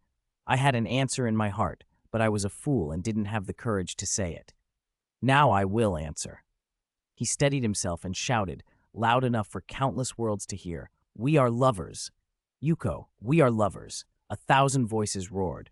Viewers felt tears sting their eyes. The confession, delayed for who knew how long, finally came. Minami Yuko watched, stunned. The giant figure of Ultraman Ace shimmered and began to dematerialize, resolving into a handsome young man. Seiji Hokuto's ardent gaze met hers, and for the first time in a long while, her chest tightened in a pleasant way. That shy, rallying smile warmed the long, lonely place in her heart. 51. Ultra Brothers' shining form. Even in the most romantic scenes, there were always a few tactless types eager to spoil the moment. Yapul was one of them, practically forced to swallow a mouthful of dog food. "Damn it!" Yapul saw that screen too. You Ultra brothers are hopeless when you team up, he snarled as a group of Ultras suddenly appeared on the moon. Yapul didn't panic. He laughed, confident. Do I look like a fool? With Ultraman Ace on the field, could they possibly win a team fight? Besides, there were only 13 Ultras here. Yulian still had to protect Minami Yuko and Zeta and tend to Mokiron. She wouldn't be joining the battle. On his side was a legion of over 1,000 super beasts, strengthened by the energy of the annihilation dimension. He even had a staff that could resurrect them. In raw numbers, it was 1,000 to 13. The advantage was his. This was the perfect chance to wipe them out. Triumphant, Yapul ordered one lone ace killer on the moon with absurd precision. You, move 20 centimeters to the left and raise your claw 1.1 centimeter. The ace killer blinked, utterly confused. Yapul brandished his staff and shouted, Choju Legion, attack! Everyone, be careful. Zoffy stepped back and let Ultraman Ace take center stage. He felt the itch to do more. This time, as a guest, he wanted to accomplish something. He would not be fooled by Ultraman Ace again. At that moment, viewers across countless worlds noticed a line of text appear on the sky screen. Everyone can become a warrior of light through their own power. Please send your light to the Ultra Warriors and help them defeat the enemy. People everywhere stared. Tiga's world went silent. Can this really work? Shinjo whispered, stunned. Hori, however, grinned and held out his hand. It won't cost anything. Why not try? A cluster of light rose from him and drifted toward the sky screen. It actually works. Rina and Captain Iruma reached out too. The line, anyone could become a warrior of light? The phrasing felt familiar, but no one had time to dwell on that. Daigo swallowed his excitement and extended his hand. A thick beam of light shot from his palm, striking the screen like a cannon blast. The TPC team gaped. Their contributions had been small pinpricks of light compared to Daigo's blast. Was he hiding some secret? Could he be an Ultraman himself? The thought died in the air as viewers in other worlds reacted. In the Honkai Impact world, Auto Apocalypse raised an eyebrow as the white-haired image of Hokuto flashed in his mind, and he too extended his hand. In the Marvel world, Spider-Man watched with aching longing, wishing he could be teleported there himself. A single person's light might be weak. Even Daigo's was an exception. But when countless lights from countless worlds converged, they became a torrent. They pierced the screen and the distant cosmic gulf between realms. A shining golden glow descended, a pillar of light enveloping the Ultra Warriors. Sacred gold wrapped their bodies. This was the prayer and hope of humanity, taking form. The power of people from every world created a limited state that could only be reached by the light of humanity. The Ultra Brothers, all of them, entered their shining forms. Minami Yuko, standing at the rear, was also bathed in that golden light. A call she had not heard in years touched her. A ring appeared on her hand. The moon and the sun seemed to answer in kind, streams of lunar and solar power pouring into Minami Yuko and Ultraman Ace. Light shot into the sky. Minami's body dissolved into particles that merged with Ace's. After so many years, Hokuto and Minami Yuko fused once more into a complete Ultraman Ace. Ace felt power surge through him and silently thanked the audiences across the worlds. With renewed confidence, he stepped forward and gave Yapul a calm, almost benevolent smile that said plainly, "You're finished." Yapul, remembering past humiliations at the hands of Ultras, trembled. The audience's participation had made a real difference. It suddenly became clear that wiping out the Ultra Brothers in a single team fight was not so easy, especially not with Ace on the field. Ace's reputation for bad luck notwithstanding, the battle swung hard and fast. In short order, the super beasts on the field were being torn apart, their numbers collapsing until they were all but gone. Ace's fists flew true. He landed a crushing blow that sent Yapul tumbling hundreds of meters. Yapul scrambled, teleporting to keep his distance. He was furious and pained. He had called for reinforcements and even used a hotspot trick, but he wasn't stupid. He intended to retreat to the annihilation dimension, heal, and find another chance to ambush Ace. But as he began to slip away, the void itself trembled. An attempt to close the subspace rift failed. Something pushed him back. A membrane of light stopped his escape. "I have gathered your data and built a device to isolate subspace passages," said a voice. Ultraman Hikari, the scientist, walked forward calmly. A blade of blue light shimmered in his hand. With a crisp shout, he charged, the fine dust of the lunar surface kicking up under his feet, and swung his sword at Yapul. Yapul raised his staff to block, but with a sharp crack the staff shattered. "My new staff! I just made it! You deserve to die!" Yapul roared in humiliation and fury. He conjured a curved sword and slashed at Hikari, but the blows came too fast and precise. This Blue Tribe Ultra, a specialist in science, moved with a lethality Yapul hadn't expected. In their first clash, Hikari had already pierced him. Heart-pounding, Yapul fired several yellow beams from his giant left claw to force Hikari back and immediately tried to teleport away. He could not fathom why two scientist types could be so strong. His resurrecting staff had broken like glass. "Warriors of light are hateful," he snarled, gnashing his teeth. Then he realized with dawning horror, there was nowhere left to run. The Ultra Brothers had finished off the remaining super beasts, biological weapons that made no plaintive sounds when slaughtered, and now stood in a line, ready. "It's time to end this, Yapul." Ultraman Ace walked toward him, hands poised. The rest of the Ultra Brothers formed up behind Ace. "Everyone, transfer your power to Ace," the original Ultraman called, raising his hand toward Ace's Ultra Hole. One by one, the Ultras sent multicolored beams into Ace. Hot photon energy braided and merged as Ace guided it with both hands, condensing the flow into a single sphere of light that held a miniature galaxy. This could not be called the old space five-fold light anymore. It contained the hope and power of countless beings, a technique to rival Super Taro's Cosmic Miracle Ray and Mebius's Cosmic Miracle Impact. This was Ace's most powerful space Q, unprecedented in his history. "Yapul, accept all my wrath," Ace roared. The light sphere flared, bathing the sky in radiance. He hurled the space Q. Yapul, already overwhelmed, could only watch as the sphere swelled until space itself seemed to buckle. "Yeah, Yapul will not die, I will return," he cried, but the words were cut off. The alien felt the world collapse into stark lines of black and white. In an instant, Yapul and the subspace rift dissolved into that light. P.S. Today's Street Diary. I finally made up for the regrets of my childhood. Hokuto and Minami Yuko are finally together. But why are my data getting worse and worse? Am I going to fail after just over 100,000 words? Woo. Next up, courage. Next up, courage. The grievances that had bound them for countless years finally came to an end. Yapul, crushed by the attack that fused the power of all the Ultra Brothers, would probably not return for a very long time. It might even be completely annihilated by the combined light of humanity and Ultraman. But Ultraman Ace no longer cared. Even if some dark force managed to revive Yapul, he could finish it off again. Yuko. Inside the transformation space, Hokuto clasped Minami Yuko's hand and smiled. "Let's go home. We won't be separated again?" Minami Yuko sounded half-dazed, as if she were still dreaming. Hokuto hugged her and said firmly, "Never again." All right, let's go back," he laughed. That unlucky guy finally had his moment in the spotlight. The Ultra Brothers around them, some smiling, some relieved, returned to the land of light through the wormhole. They even took Mochiron, that lazy mochi bucket, with them. The storm had quieted for now. Only Zeta, grinning like a fool, looked slightly baffled. Should he start calling Minami Yuko Mom now? On the land of light, the return of the victorious Ultra Brothers set off cheers. The whole place felt like a festival. "Instructor Ace did it! That was awesome!" The Annihilation Engine cleared his name at last. The moon is littered with the carcasses of Choju.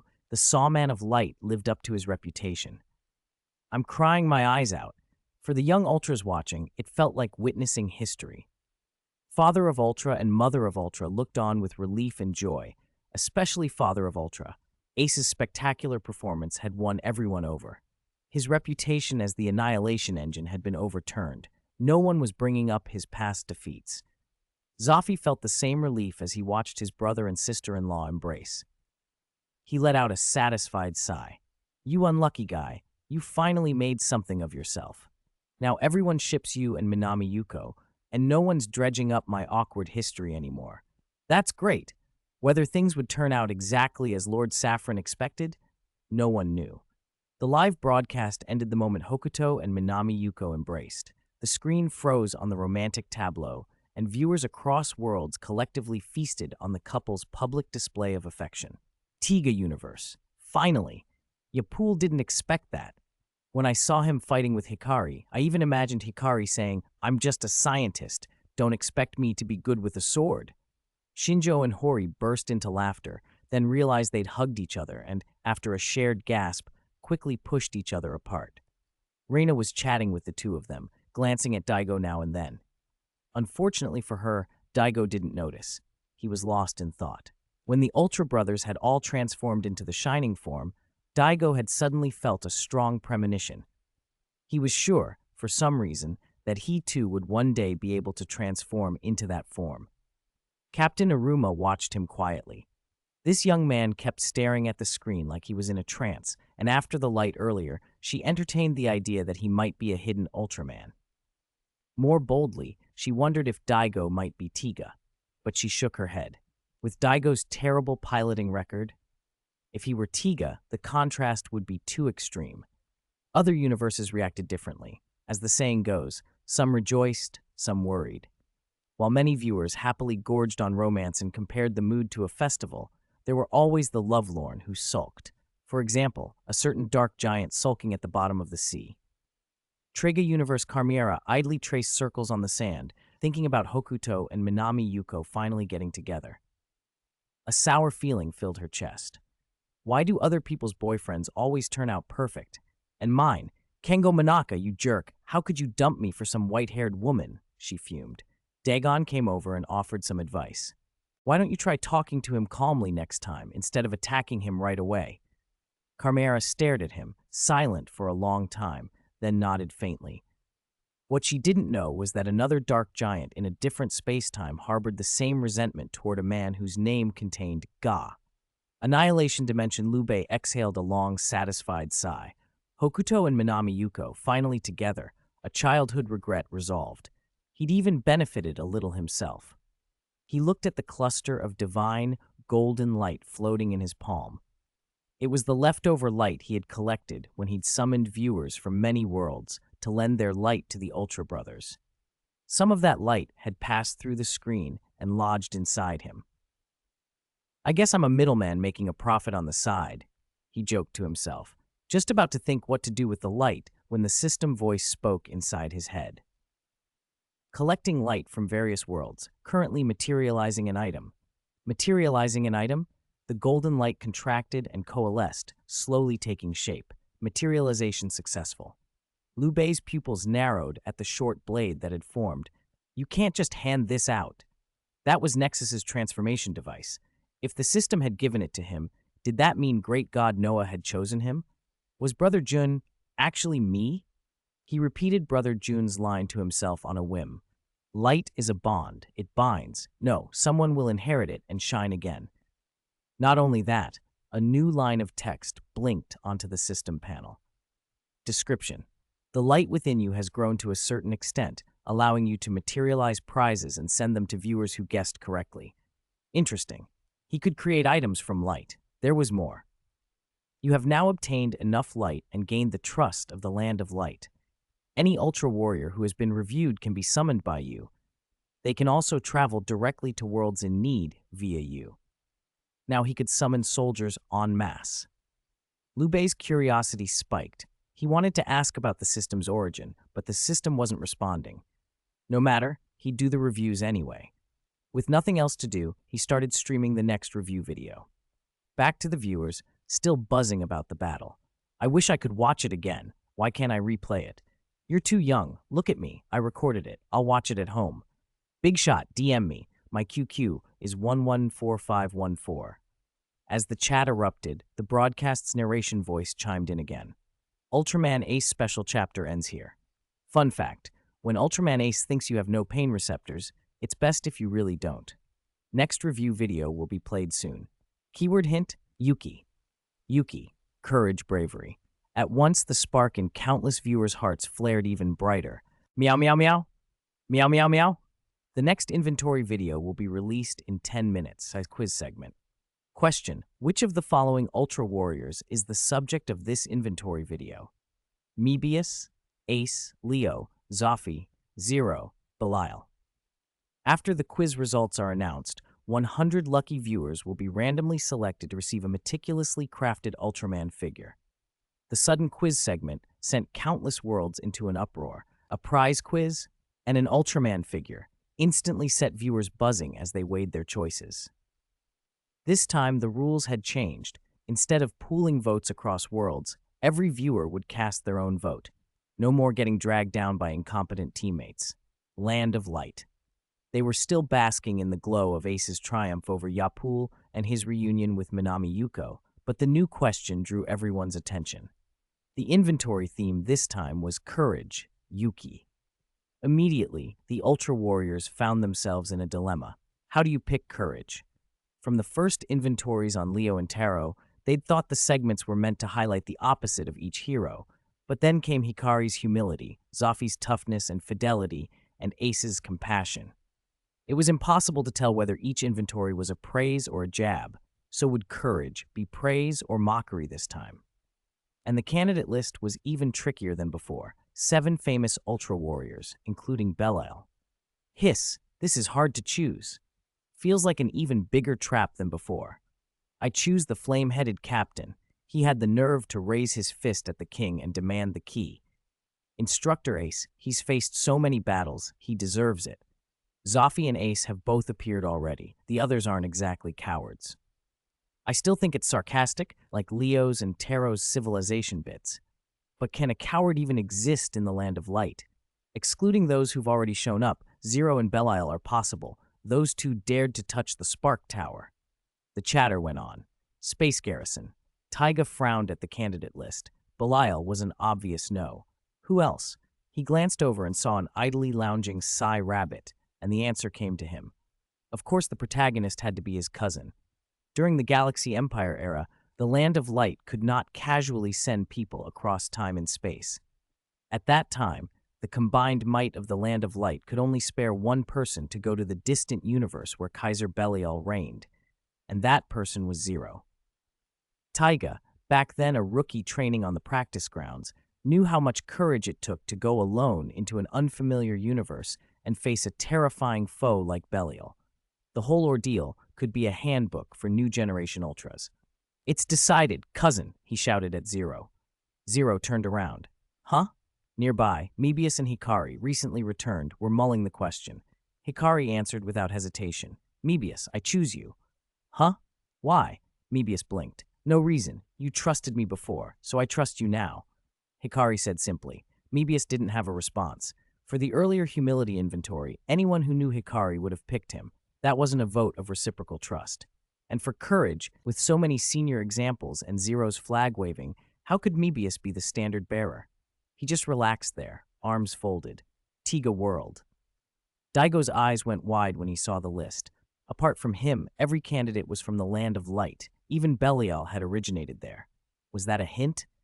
Fired by the thought, Daigo slammed his hand on the table. I choose Daigo. Captain Iruma eyed him. Why the excitement? Do you like Ultraman figures that much? Daigo swallowed and calmed himself. Seeing Ace rescue Minami Yuko had stirred him. He suspected this inventory might dredge up some dark history. I just think we should support our world's Ultraman, he said. The others gave him odd looks and then silently voted for Daigo. Captain Iruma muttered, You're not Daigo, are you? Cold sweat prickled Daigo's back. Captain, you're overthinking it. Honkai Impact Third World, Hyperion. Kiana and the others stared at the screen, stars in their eyes. Ultraman figures? They must be real. I want one. They hesitated, then each picked whoever appealed to them most. Kiana, why Mebius? May asked. She'd noticed how little presence Mebius had so far. A cameo in Hikari's arc, and a minor role in Ace's fight on the moon. He didn't look like an obvious choice for Courage. Kiana grinned, chin tipped up. You wouldn't understand. I can tell just by looking. This Ultraman is special, and I have a strong connection to him. May shrugged. You still haven't given a reason, but fine. The screen changed. Results will be announced soon. It's coming. 0, 0. I'm a rebel. I choose Belial. Flamehead Captain, don't disappoint me. Countless viewers made silent pleas. Kiana clenched her fists and mouthed Mebius's name. Starting to compile quiz results. 100 lucky viewers have been randomly selected to receive prizes. The next instant, a brand new Mebius Ultraman figure, condensed from pure photon energy, appeared in Kiana's hand. Yay! She cheered. This material is so unique, it feels like pure energy. Let me see. Bronia compared the figure with a replica she held. That's probably dumb luck. The others rubbed their foreheads, curious to see who Kiana had been handed. May frowned. Then the voice from the screen announced, "The representative of courage is Brave of Flame, Mebius." Immediately a narration followed. Leo, what kind of expression is that? What's with that gaze? Those tears? Viewers reacted in confusion. Leo, why are you here again? Isn't the protagonist Mebius? 7. That line sounds familiar. Cough. I was just kidding. 54. The beginning of a dream. It was time for the results. Countless viewers held their breath, hoping they had guessed correctly and would be the lucky one to win the figure. Suddenly, Leo's familiar voice rang out across the broadcast, and everyone froze. Leo? Him again? The representative of civilization? Murmurs rippled through the crowd. Before they could settle, the narrator's voice cut through, drawing everyone's attention. Unflinching, the representative of Yuki is Mebius. Shock and disbelief spread even faster. Mebius? The protagonist this time was Mebius, the kid who had always been relegated to the background. Could he be hiding unknown strength? In the Tiga Universe viewing room, there were cries of frustration and disbelief. Ah! My official Ultraman figure. Daigo, you unlucky jerk. The protagonist is Mebius, not Tiga at all. Shinjo and Hori lamented as if they had missed out on a fortune. Exactly. I wanted to pick Mebius originally, but I trusted you and chose Tiga, Rina added, regretting the choice. Daigo gave an awkward smile. Well, they said they'd randomly give out 100, so even if you guessed right, you might not win. Don't give me that. Shinjo leaned in, eyes wide. You like Tiga that much? Come on, be honest. Do you have an ulterior motive? I don't. Daigo scratched his head. It seemed strange. The choices had mostly been Ultramen from the Land of Light, Tiga aside. Wasn't that a hint? He could only shrug and apologize. I just thought it would be safer to choose someone more familiar. And this ranking video isn't ending anytime soon. Tiga will come up eventually, so you might still get a Tiga figure, he added, trying to soothe them. Shinjo and the others fell silent. They weren't really mad at Daigo. They were simply curious about this time's protagonist, Mebius. How would he perform? How did he end up representing Yuki? Anticipation buzzed in the room. All the TPC members turned to the screen, while Daigo quietly patted his chest, trying to keep calm. He couldn't lose his composure just because he'd seen Tiga's name. At the Land of Light, Hikari stared at the screen in surprise. It really is Mebius? I only guessed randomly. He held a miniature Mebius figure in his hand, but still couldn't understand how Mebius could be the representative of Yuki. Hikari never thought of his friend as cowardly. To him, Mebius had bravery. But with elders like the Ultra Brothers and juniors like Zero and Ginga who had become legends, how could the modest, low-key Mebius be chosen over them? Beside him, Mebius himself was in a panic. His mind raced through countless embarrassing memories, being scolded or rescued by brothers like Zafi, Leo, and Taro. Leo's loud shout echoed in his head and made him wince. Why that one? Why Leo? Mebius feared they were about to show a highlight reel of him being specially trained by Leo or expose every time his brothers had to rescue him on Earth. Praised for his courage, yes, but secretly mocked for always needing help? He imagined cameras turning on him, leaving him exposed and humiliated. It felt like public execution. At the space garrison, Zero nearly burst out laughing. He had expected to see Leo's embarrassing moments as a teacher, but the protagonist was Uncle Mebius. When Leo's shouted lines played, Zero couldn't help grinning. It sounded exactly like when Leo had driven a jeep into him during training. Leo really used that line freely. This, Zero thought, must be one of Leo's special training methods for Mebius. In a sense, it's the inheritance of the Ultra Spirit, Zeta mused, though he wondered whether Leo had used a jeep this time as part of the lessons. Across many worlds, people discussed Mebius. Some thought his look and temperament reminded them of a hidden, low-key Hikari. Others suspected the video was being sarcastic. If Mebius were strong, why so much focus on Leo's scolding and on him as background in past clips? Whatever the perspective, everyone wanted to see the next scene. What embarrassing moments would be revealed this time? The video began.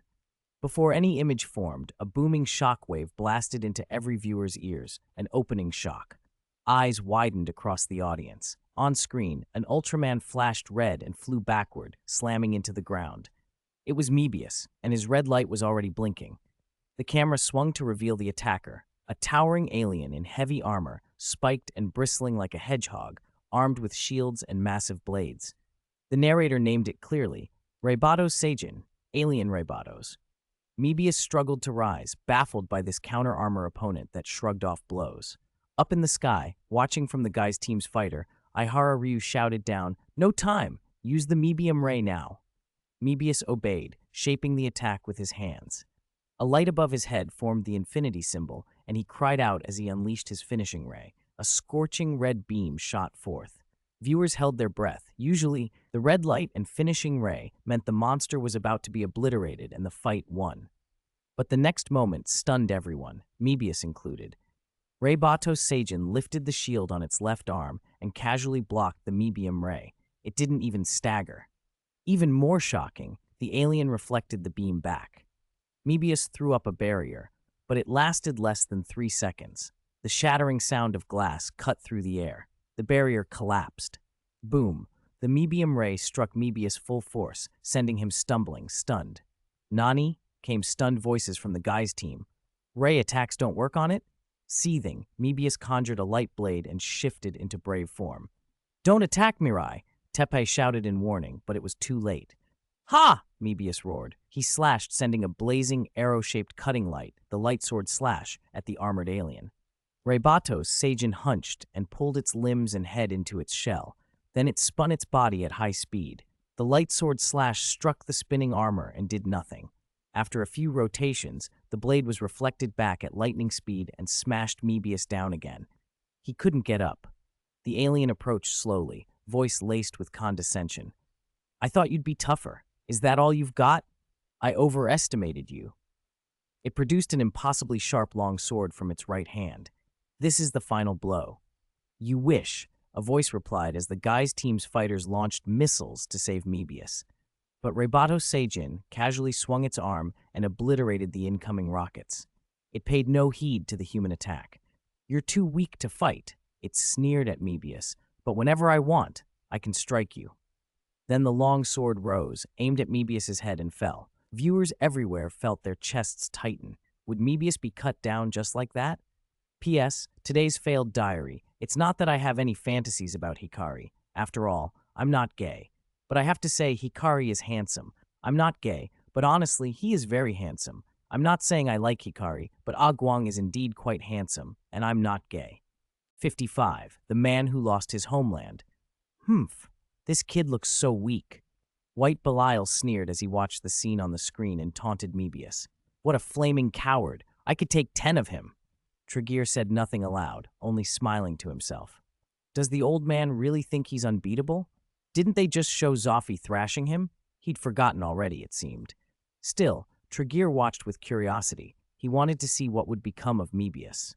An ultra warrior who might befriend Officer Hikari. Was this the best he could do? On screen, Alien Reibatos raised his long sword and brought it down with a whoosh, the sound of steel cutting the air. Many viewers clenched their fists in alarm. Then, with the blade just inches from Mebius's face, Reibatos stopped. He sneered and said with contempt, "I'll spare you, for now, ha!" Then he turned and walked away, laughing all the while, not caring at all whether Mebius or the Guy's members tried to attack. Every gesture, every word dripped with disdain. Mebius wanted to stop him. The impulse to rise was there, but his limbs felt like lead. He collapsed instead and could only watch Reibatos leave. The audience recoiled in collective outrage. Reibatos had just insulted one of their own, an ultra warrior, and had treated the humans beside him like they didn't even exist. Arrogant, cruel, and yet there was nothing anyone could do. In the fight just now, Mebius had been thoroughly outclassed. He'd been beaten until his color timer flashed, not a scratch on Reibatos, and punished by a brutal counterattack. With such a gap, how could he possibly win? On the screen, Mebius sat clutching the wound on his shoulder, his chest heaving. His anger and frustration were plain enough they might as well have scraped across the screen. He clenched his fist and slammed it into the ground, leaving a deep print. Why? Why couldn't he win? He had to accept this? He was still young and hot-blooded. This was the sort of fury that came with being unable to do what you swore you would. Around the square, younger Ultra trainees whispered, "This is the first time I've seen Instructor Mebius like this. I never thought gentle Mebius would get so angry. Ribatos is unbearable. If it were me, I don't know if I could hold back either." Mebius heard them, and instead of nursing embarrassment at being bested, he spoke gently. "Do not follow my example. When you face a more powerful enemy, stay calm. If you let your temper rule you, you will only become a cautionary tale." Cut to the guy's fighter jet. Hibino Mirai and Ihara Ryu sat inside. Mirai looked distant and a little certain. "Someone's calling me," he said. "Are you sure, Mirai?" Ryu asked. "Not Reibatos again, is it?" Mirai hesitated and shook his head. No. He didn't know who it was, only that something was urging him to go. While they spoke, they'd already flown to their destination, an island known as Black Tide Island. At the Land of Light, Leo watched the footage with a soft, bitter sigh. Failing to protect Black Tide Island had been a regret that haunted him his whole life. If he'd been stronger back then, if he'd beaten the magma alien and the twin monsters, the island's tragedy might never have happened. Its descendants might even be watching now.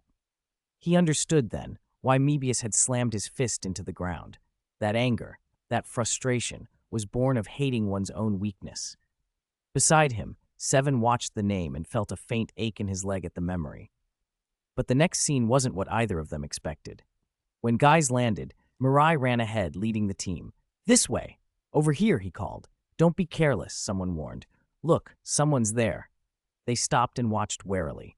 A lone figure in a bamboo hat stood before the Islander Soul Monument. He placed a bouquet of white flowers, knelt, and prayed in silence. "He's tending a grave?" Ryu lowered his weapon. Mirai answered, "Yes." The stranger spoke, voice low and regretful. "In my first battle on Earth, I failed to protect this sunken island." The guy's team froze. "Your first battle?" The man continued, as if speaking to himself. "Many lost their lives because of that. This is a place I will never forget." He rose and turned. The camera caught his left hand. On his ring finger, a ring flashed. Viewers' eyes widened. Lion's eye! Ultraman Leo? I didn't know Leo had such a regretful past, a man marked by suffering. Mirai stepped forward. "Did you call me?" "Mebius." The man said the name plainly, took off his bamboo hat and turned. Beneath it was a stern, noble face, older and worn, but still imposing. The guy's members reacted, hands going to their guns. But the man, Genotori, ignored them, watching Mirai only. "After leaving the Land of Light, we meet again," he said. "Brother Leo." Mirai breathed, both surprised and delighted. "What are you doing on Earth?" "To fight you," Genotori replied coolly. A collective gasp swept the audience. Leo had come to Earth to fight Mirai. The answer didn't make sense to the viewers, and Mirai flinched too. Leo was his senior and his brother. How could he possibly be challenging him? I can't fight you," Mirai blurted out, quickly refusing. Genotori didn't soften. "Are you afraid you'll lose to me, the way you lost to Reibatos?" Those words hit Mirai like a blow. His eyes widened, pupils trembling. He fought to control the anger rising inside him. Ihara Ryu beside him, hot-headed as ever, couldn't hold back. "I can't listen to this. You're talking nonsense." George's expression darkened, and he stepped protectively toward Mirai. "Who are you exactly?" Mirai drew a breath and opened his mouth. "His name is..." Before he could finish, Genotori transformed. Leo, the golden lion's eye flared, forcing everyone to shield their eyes. When it faded, a crimson giant stood between heaven and earth, music swelling and the ground trembling with the impact. "Ultraman Leo!" Teppei shouted. "Come on, Mebius!" Leo's gaze burned with fighting spirit. "Go, Mirai! Exchange a few blows with me." The guy's team cheered Mirai on. Hibino Mirai fell silent, solemn, and accepted the challenge. He transformed to meet Leo. "Mebius," he called. Two ultras faced each other. Tension coiled, and a battle was about to erupt. Countless viewers leaned forward, wondering whether this fight might prove something more. Could Mebius, through this duel, become the embodiment of Yuki, courage? 56. This Leo flying kick is incredibly delicious. You absolutely must try it. I don't get it. Why did Master Leo fight Instructor Mebius? In the space garrison, Zeta scratched his head, puzzled. He remembered Ace saying that when Mebius trained on Earth, The Ultra Brothers usually came to help, fighting powerful foes together. So why did it turn into a one-on-one challenge with Leo? Maybe he wanted to train Uncle Mebius specially, Zero guessed, thinking of the time Leo trained him on K-76 and feeling a vague sense of recognition. Seven overheard them and shook his head. Zero, do you think you're, huh? What did you say, Dad? Zero looked at him. Seven had started to ask if Zero's strength was really enough, but the words died in his throat when he saw Zero's confident expression. This kid could probably beat several sevens now, so it wasn't the right person to question. He cleared his throat instead. Never mind. Then Seven turned to Zeta. Zeta, do you think your abilities are strong enough? Can you protect what you want to protect? Zeta shook his head without thinking. I'm very weak right now. He knew it. He still lacked the qualifications to train on Earth, still had a long way to go before he could be a proper member of the space garrison, especially compared to the Ultra Brothers or famous warriors like Zero and Taiga. Seven nodded. Mebius was just as weak then. He couldn't even defeat Reibato Seijin. How could he protect the Earth he loved? Oh, this is one of those legendary ultra-special trainings. Transformation through battle, sublimation by combat, Zeta said, eyes shining. But a bigger question nagged him. Then Master Seven, what does this have to do with Instructor Mebius's Yuki? Not just him. Zero, Taiga, and the nearby security force members all looked at Seven. You said so much, you must know, right? Seven paused, shook his head, and admitted, Ahem. I don't know either. You'll have to ask those involved. The Ultras shrugged and went looking for Leo and Mebius. The two were standing off to one side, leaning close and speaking in low tones. Judging by their expressions, they didn't want to be disturbed. Everyone sensible gave them space. They'd ask later if they had the chance. For now, they watched. Across other worlds, audiences who had seen Mirai transform into Mebius to face Leo grew curious too.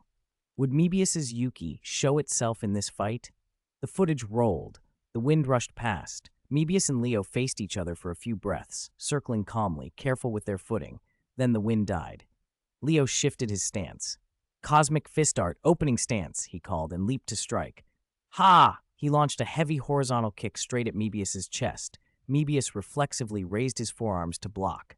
Bang! A dull, rolling thud echoed like thunder. Mebius grunted and was driven back several steps. The block had been shattered by a single kick. Whoosh! Leo followed with a vertical kick. Mebius narrowly dodged, and as Leo recovered, he lunged in and bound Leo's right arm with both hands. A chance! The crowd cheered, but in the next instant, ah! Mebius cried as Leo twisted his left hand, wrenching Mebius's limb behind him. Leo reversed the hold, grabbed Mebius, and delivered a heavy swing to his open abdomen. Bang! The same thunderous impact, and Mebius doubled over, utterly winded. Ha! Leo flipped him with a wrist turn and slammed him hard onto the ground. Whoa, that looked painful. As expected of a fighting master, every move is seasoned. Is Mebius okay? The audience clicked their tongues in astonishment. Even through the screen, those dull, thunderous impacts made their eardrums ache. The footage showed no respite. Leo's fists and feet were a relentless storm, striking Mebius's body without giving him room to parry. He was driven back, clutching his shoulders, trembling with pain and breathing hard. The disparity between them was obvious. Back in the space garrison, the fight ended and the two emerged from their conversation. Zero and the others gathered around. Zeta asked guiltily, Brother Leo, weren't you going to help Instructor Mebius? Why did you hit him so hard?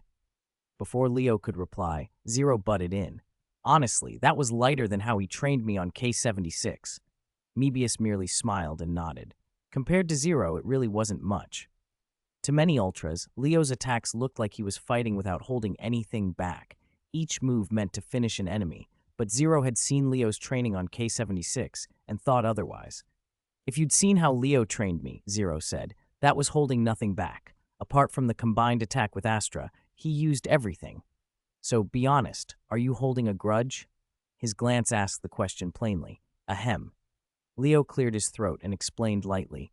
I already said, it was the King of Ultra's order. Your talent is good. You were in training armor. I couldn't risk killing you, could I? Zero remained suspicious, but let it go. The footage continued. Mebius, breathing heavily, glared up at Leo. If you don't strike seriously, you might lose your life, Leo warned. then charged. Whoosh! Mebius, his anger reignited, countered with a fierce kick. Bang! Leo used the momentum, blocked with his arm, and flipped him again.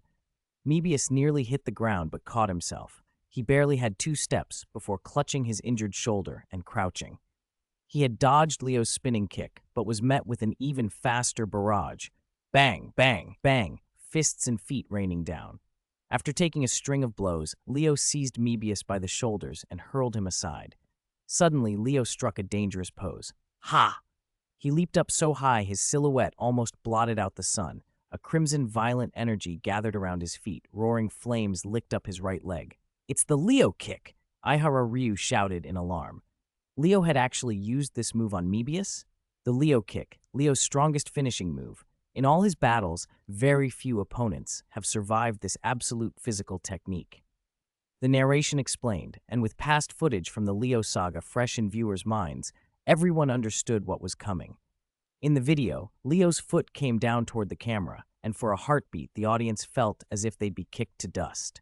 Hearts pounded. Even watching through a screen, people held their breath. So how would Mebius respond? For a moment, nobody moved. Then, to the shock of countless viewers, Mebius stood up and mirrored Leo's opening stance. He launched himself upward into the air, answering with his own flying kick aimed straight at Leo's descending Leo kick. What the? Viewers stared, stunned. Little Mebius was actually going to meet the Leo kick head-on? Today's diary of a struggling author. To my dear readers, since some of you keep asking, let me reassure you, if you haven't seen your favorite characters or storylines yet, don't worry, I will write them all. There's no favoritism here. Every character will appear. The days ahead are long, and we have many stories to tell. P.S. Someone actually called me a studio. How could a studio be this sincere? 57. A surge of courage. Ultraman, what the heck? Why is Instructor Leo using the Leo kick? Is he trying to take down Instructor Mebius as if he were alien Ribatos? He's treating him like a monster. Wait, what is Mebius doing? On the Land of Light, a group of young ultras stared at the screen in stunned silence. Since Leo had been harshly beaten by Seven, his training had felt different, more ruthless. But using a Leo kick on one of their own?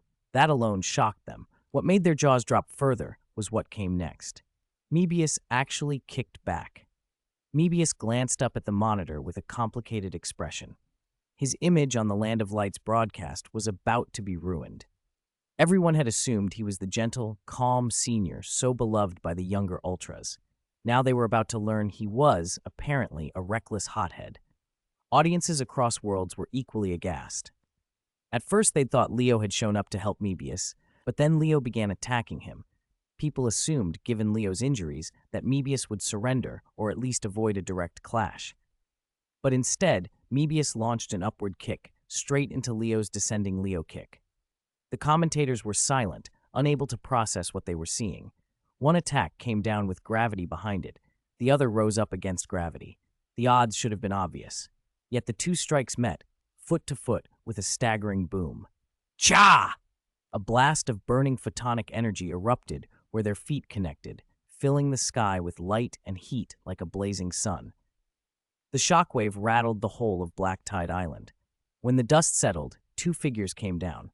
Mebius hit the ground like a kite with a broken string, crushing a huge crater beneath him. He flung his left arm up, but had expended all his energy and instantly reverted to his human host. His condition was unknown. Leo, however, landed steadily and extended a hand toward Mebius, his face full of astonishment. Holy, he hadn't expected this. Leo had not thought this hothead would be so bold as to take his Leo kick head-on. It was a killing blow, even he could not stop in mid-motion.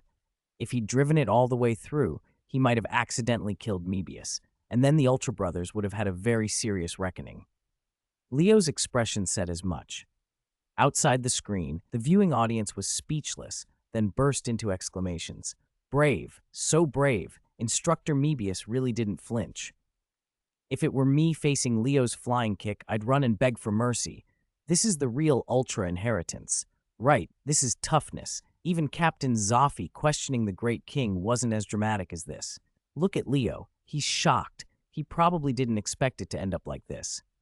On the Land of Light, the new generation Ultras had their eyes opened. No wonder Mebius had joined the space garrison at such a young age, was a member of the Ultra Brothers, and a close friend of someone like Hikari.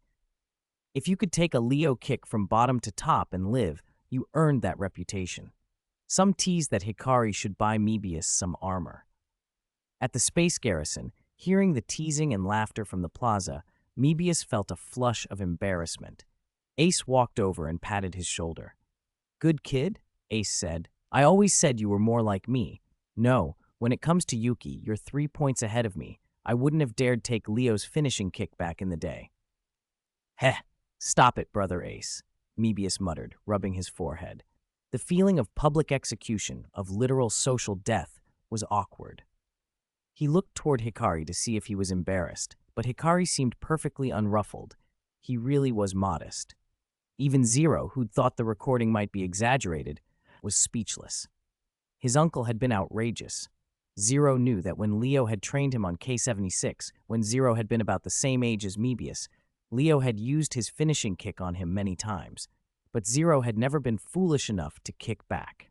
He had relied on his training armor and defensive techniques to neutralize Leo's power, catching and breaking the Leo kick. Mebius hadn't dodged, he had simply copied what he'd seen and kicked back. So brave. In the Tiga universe, Shinjo and Hori were laughing uproariously. "Haha, I wondered why Mebius was the one. Turns out he really is that brave. So much Yuki. I don't know what he was thinking, kicking upward like that."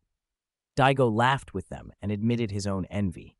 He'd sometimes felt Tiga wasn't the main character in terms of bravado, but Mebius's foolhardy courage made him feel a little ashamed. Still, beyond the amusement, he respected the Land of Light's ultras. There were reasons they were so formidable. Across the multiverse, the jokes about Mebius's hot-headedness continued. Then the next clip of the Ultra Brothers facing the Leo Brothers and Ace narrowly dodging the Leo kick sent the audience into even louder laughter.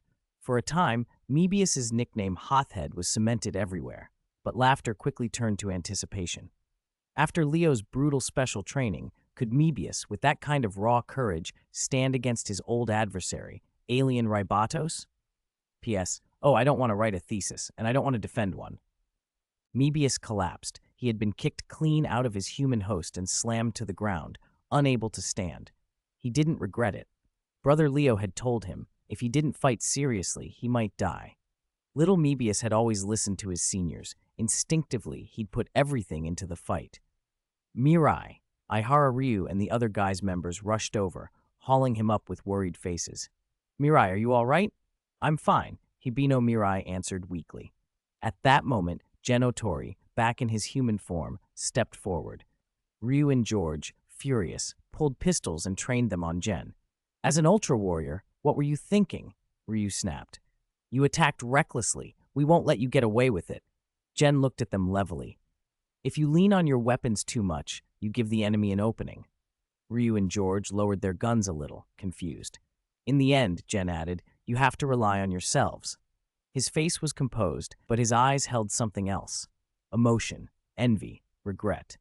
Tears shimmered at the corners. Only 7, among all the viewers, really understood what was left unsaid. When Leo had trained on Earth, Mac had trusted its radar and gadgets too much. They'd neglected other things, and the result had been catastrophic. His comrades annihilated, leaving only him and Gen. For Leo, a man who treasured loyalty and righteousness, failing to save his teammates was a wound that never healed. That was why he insisted, you had to be able to stand on your own.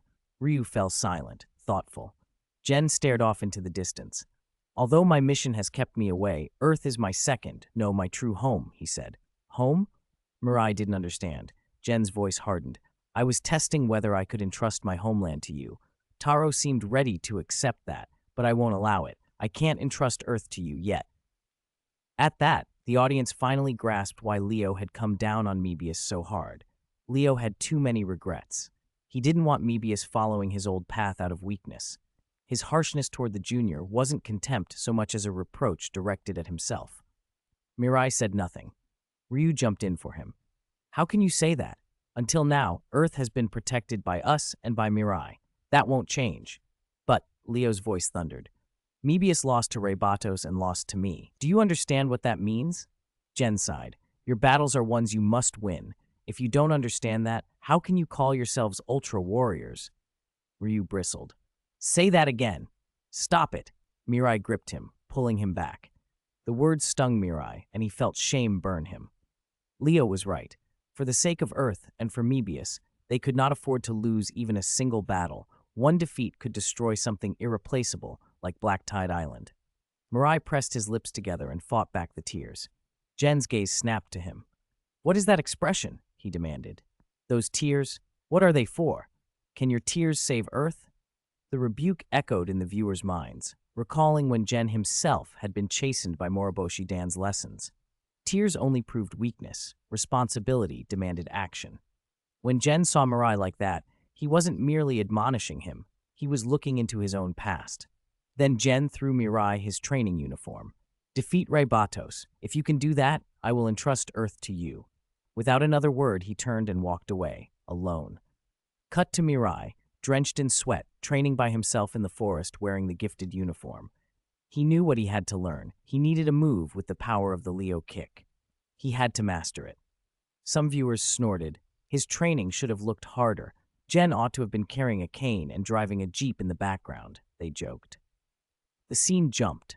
Reibatos attacked again, rubbing his hands and sneering. What are you so confident about? Pathetic. I'll handle this. Don't interfere. This is my fight. Mirai told them and transformed into Mebius. Reibatos sneered when he saw him.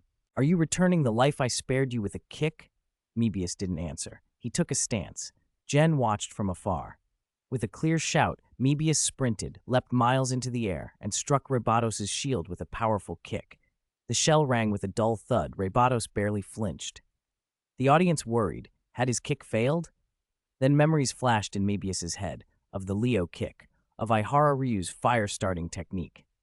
He made a decision. Spinning his body at incredible speed, he planted his right foot and drove the point of contact like a drill against the shield. Flames flared from him as he unleashed his flame energy and shifted into Burning Brave form. His whole body became a spinning, blazing drill that punched clean through Reibatos' shield and sent the alien flying. What? Reibatos howled in disbelief. Great job, Mirai, the guy's team cheered. Genotori nodded in approval from the distance. Then Reibatos, furious, fired chains and snared the guy's team's fighter jet, threatening his teammates' lives to force Mebius into submission. Viewers hissed, if you couldn't win, you played dirty. A furious roar split the sky. Leo! The Crimson Giant descended, severed the chains, and then unleashed a brutal beating on Reibatos. The audience erupted. Leo had arrived at just the right moment. How dare Reibatos threaten Mebius' team in front of Leo? For a man who had once failed to save his comrades, this was intolerable. The fight ended quickly. Reibatos was blown apart amid his screams, dying without understanding why Leo had been so merciless. Under the setting sun on Black Tide Island, Mirai returned the training uniform to Jen. Thank you. You don't need to, Jen said, taking it. Mirai insisted, you told me what to do. Jen only gave a relieved look and began to leave. Brother Leo, Mirai called after him. I will protect Earth. Good, Jen replied. Then I entrust it to you. No. He stopped, turned, and this time his voice was solemn. I entrust my homeland to all of you. Please, Mebius. Jen smiled, a relieved, warm smile, like ice and snow melting. The viewers felt it deeply. In the Leo arc, the only time Jen had shown such a smile was when he was reunited with Astra. Seeing this proud grin again moved them even more.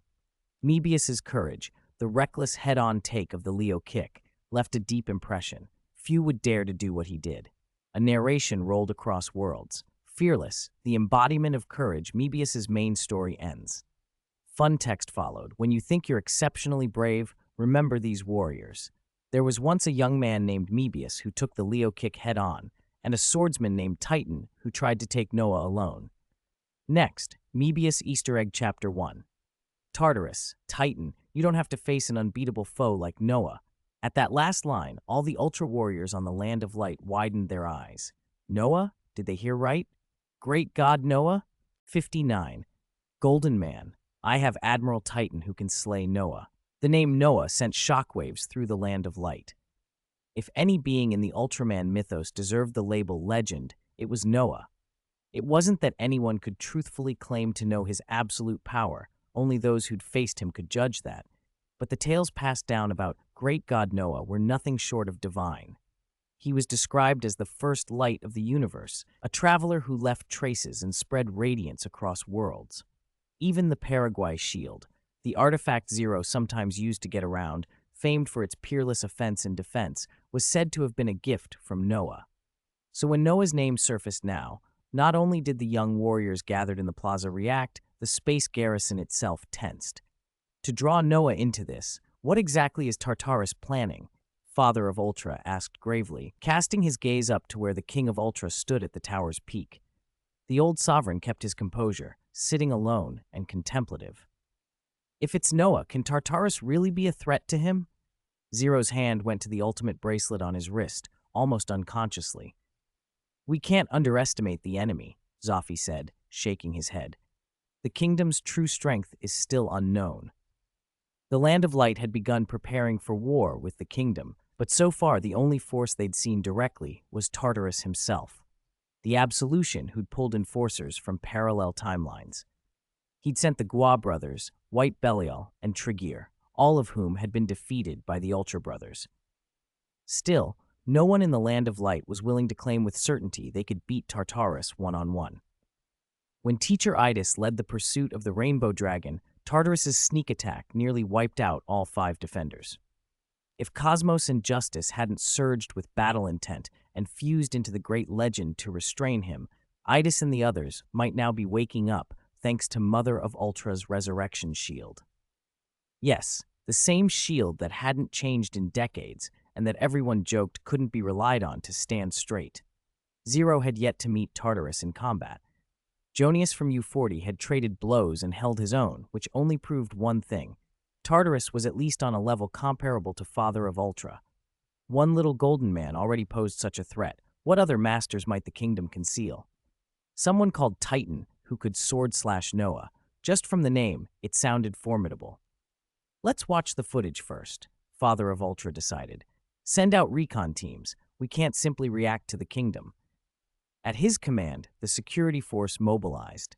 In the kingdom universe, Absolution Tartarus, the so-called Little Golden Man, stared at the screen in disbelief.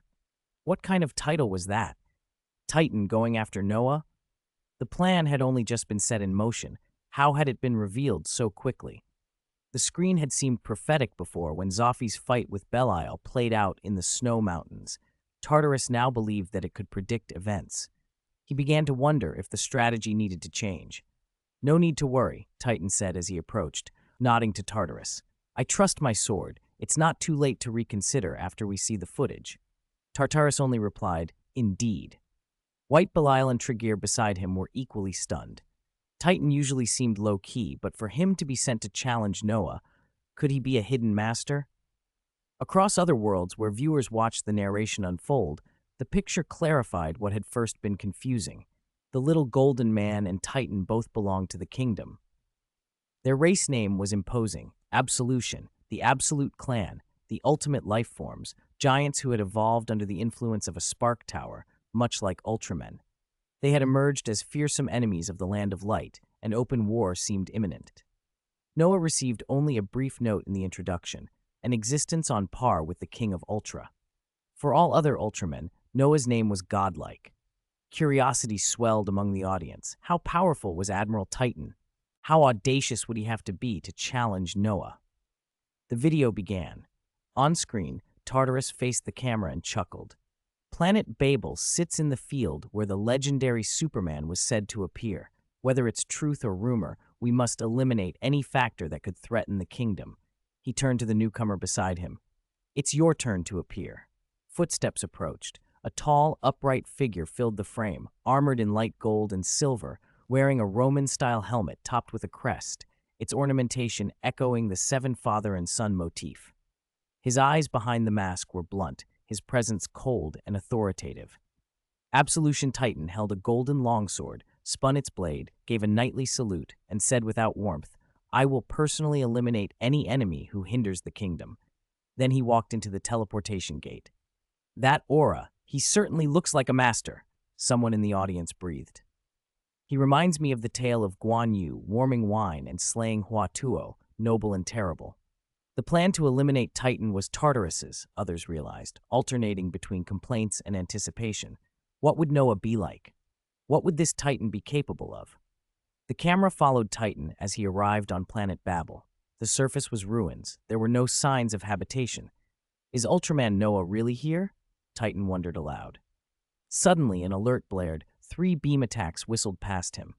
Unfazed, Titan drew a scythe sword along with his golden blade and easily shattered the assault. "Who are you?" he asked coldly. 3 red and white figures landed at once, throwing up dust. The 3 elite members of the Ultra Guard team, Scott, Chuck, and Beth. Across worlds, viewers' eyes widened.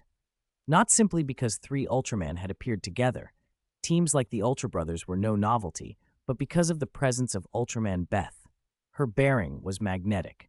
A mature voice, confident motions, long legs in white stockings, an arresting combination that sent certain fans into rhapsody. "It's unbelievable someone's targeting the legendary Superman," Scott laughed. Beth snapped her fingers. "This only proves how right Captain Zoffy's prediction was." Chuck pointed his fist at Titan. "We, the Ultra Guard team, will stop you." The mention of Captain Zoffy made faces twitch in the audience. Zoffy's reputation and the memes around him were everywhere. Even many in the Land of Light found him oddly central to so many events. Zoffy himself muttered, a little self-conscious, "Why are you looking at me? I'm not the protagonist. This Titan is. And if you're comparing, look at Beth's legs." Still, there was a small satisfaction inside him. After his earlier encounter with Tartarus, he had made many preparations, including reconnaissance on legendary figures like Noah. He hadn't expected those preparations to pay off so quickly. Zoffy nodded to himself. He had done well. Street Loafer Diary. When I saw Sister Beth appear in Ultra Galaxy Fight 3, in that moment I knew. I must marry her in my next life. I really want Sister Beth to step on me with those white-stocked long legs. Back to the video. After a brief exchange of taunts, Titan was already locked in fierce combat with the 3 members of the Ultra Guard team. For a time the fight was even, blows exchanged, parries met, until the scene shifted. Lebut, patrolling in space, received an urgent message from the Galaxy Rescue Force. "Lebut, we've detected an absolution on planet Babel." "Planet Babel." "Hurry, Lebut. According to legend, Ultraman Noah will appear on Babel." Lebut sounded surprised and suspicious. "Noah? The target is Noah. I'm on my way." He transformed into a crimson sphere of light and shot toward the planet. The sphere descended and landed between Titan and the 3 Ultra Guard members. Lebut revealed his form and called out, "Galaxy Rescue Force, Lebut. I'm here to support the Ultra Guard team." "So you're Lebut? I've wanted to fight you for a long time," Titan grinned. "Splot a spear." Lebut formed a spear of light energy and engaged Titan. After a few rounds, the Ultra Guard team joined in and the 5 began pounding on Titan together. For a while, it looked like Titan versus 4. The audience watching the broadcast nodded in appreciation. That little golden sword really packed a punch. Titan had matched 1 opponent, 3, and even 4, almost injuring an Ultra Warrior in the process. Under that golden blade, all beings seemed equal. The combat settled into a standoff. How would Titan fare if Noah actually appeared? At that moment, a point of light appeared above the nearby wreckage. It spread, growing blindingly bright, like something sacred descending. All 5 fighters froze, staring at the light with shock and uncertainty. Outside in the viewing crowd, excitement rose. This light, could it be Noah? Did the 5 of them wake him up? The legendary guardian of ancient times. What is he like? Absolution Titan doesn't have to fight an unbeatable enemy. Ha! On the screen, the 5 asked the same questions. But as the light resolved, something unexpected happened. A gigantic, sacred silhouette formed. It looked like Noah. Then, as the score swelled, the Noah phantom condensed into light, and a figure stepped down onto the battlefield. He was tall, silver gray, wearing Japanese-style armor. He resembled the earlier Noah phantom, but was clearly different. Zero of the space garrison muttered, "Why is he here? Does he have some connection to Noah?" On an unknown planet, Galaxy and Victory peered at the screen with curiosity. "Why is Senior Nexus appearing on planet Babel?" "I don't know. Let's keep watching." Lebut and the Ultra Guard team did the same in the video. "No," Lebut said, answering the viewer's question directly. "He's not Noah. He's Nexus." The caption read, "Ultraman Nexus, Junily Form." "Nexus? Junily Form?" youth and adult forms too? The audience leaned in, studying the cold-faced giant. His color timer resembled the Noah phantoms. What was Nexus's relationship to Noah? Another form? A descendant? Viewers weren't sure, but they were eager. After all, Titan had boldly announced he would cut down Noah with his sword. If that was the plan, he still had to get past Nexus first. Lebut and the Ultra Guard team watched Nexus warily, unwilling to act rashly. Titan, however, stared at Nexus and said firmly, "Even if your appearance changes, my target remains you. I'm taking your life." The golden sword chimed and Titan charged. Nexus did not look aggressive or nervous. He simply watched. He touched the Nexus armlet on his wrist and flicked his hand. A crescent-shaped golden projectile shot out at blistering speed, particle feather. Titan swung his sword horizontally and deflected the shot. He followed with a diagonal slash, streaks of gold cutting through the air, but Nexus had already rolled aside. Another particle feather sliced through the space he'd left. Sparks flew. Titan couldn't react in time and took a direct hit to the abdomen, staggering backward. Before he could recover, Nexus moved again. He formed a cross with his hands. Energy drew into his armlet, blue arcs crackling between his palms. He crossed his arms and unleashed a concentrated beam that glittered like gold and sparks, the cross-ray storm. Titan hastily raised his scythe and golden sword to defend, but the beam shoved his hands apart. A deafening crack burst into a blazing explosion.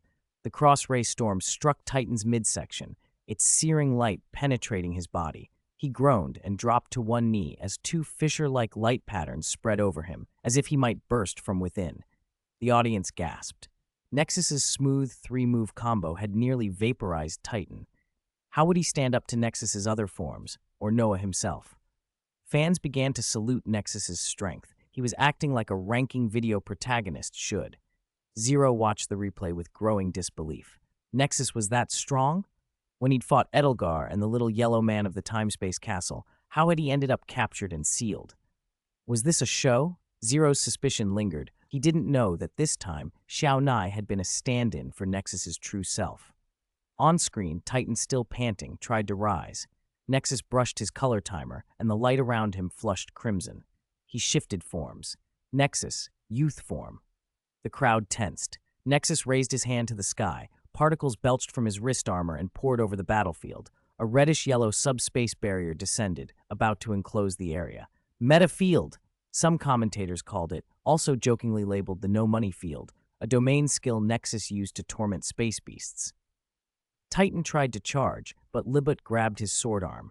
"Brother, it's dangerous. Stop being stubborn."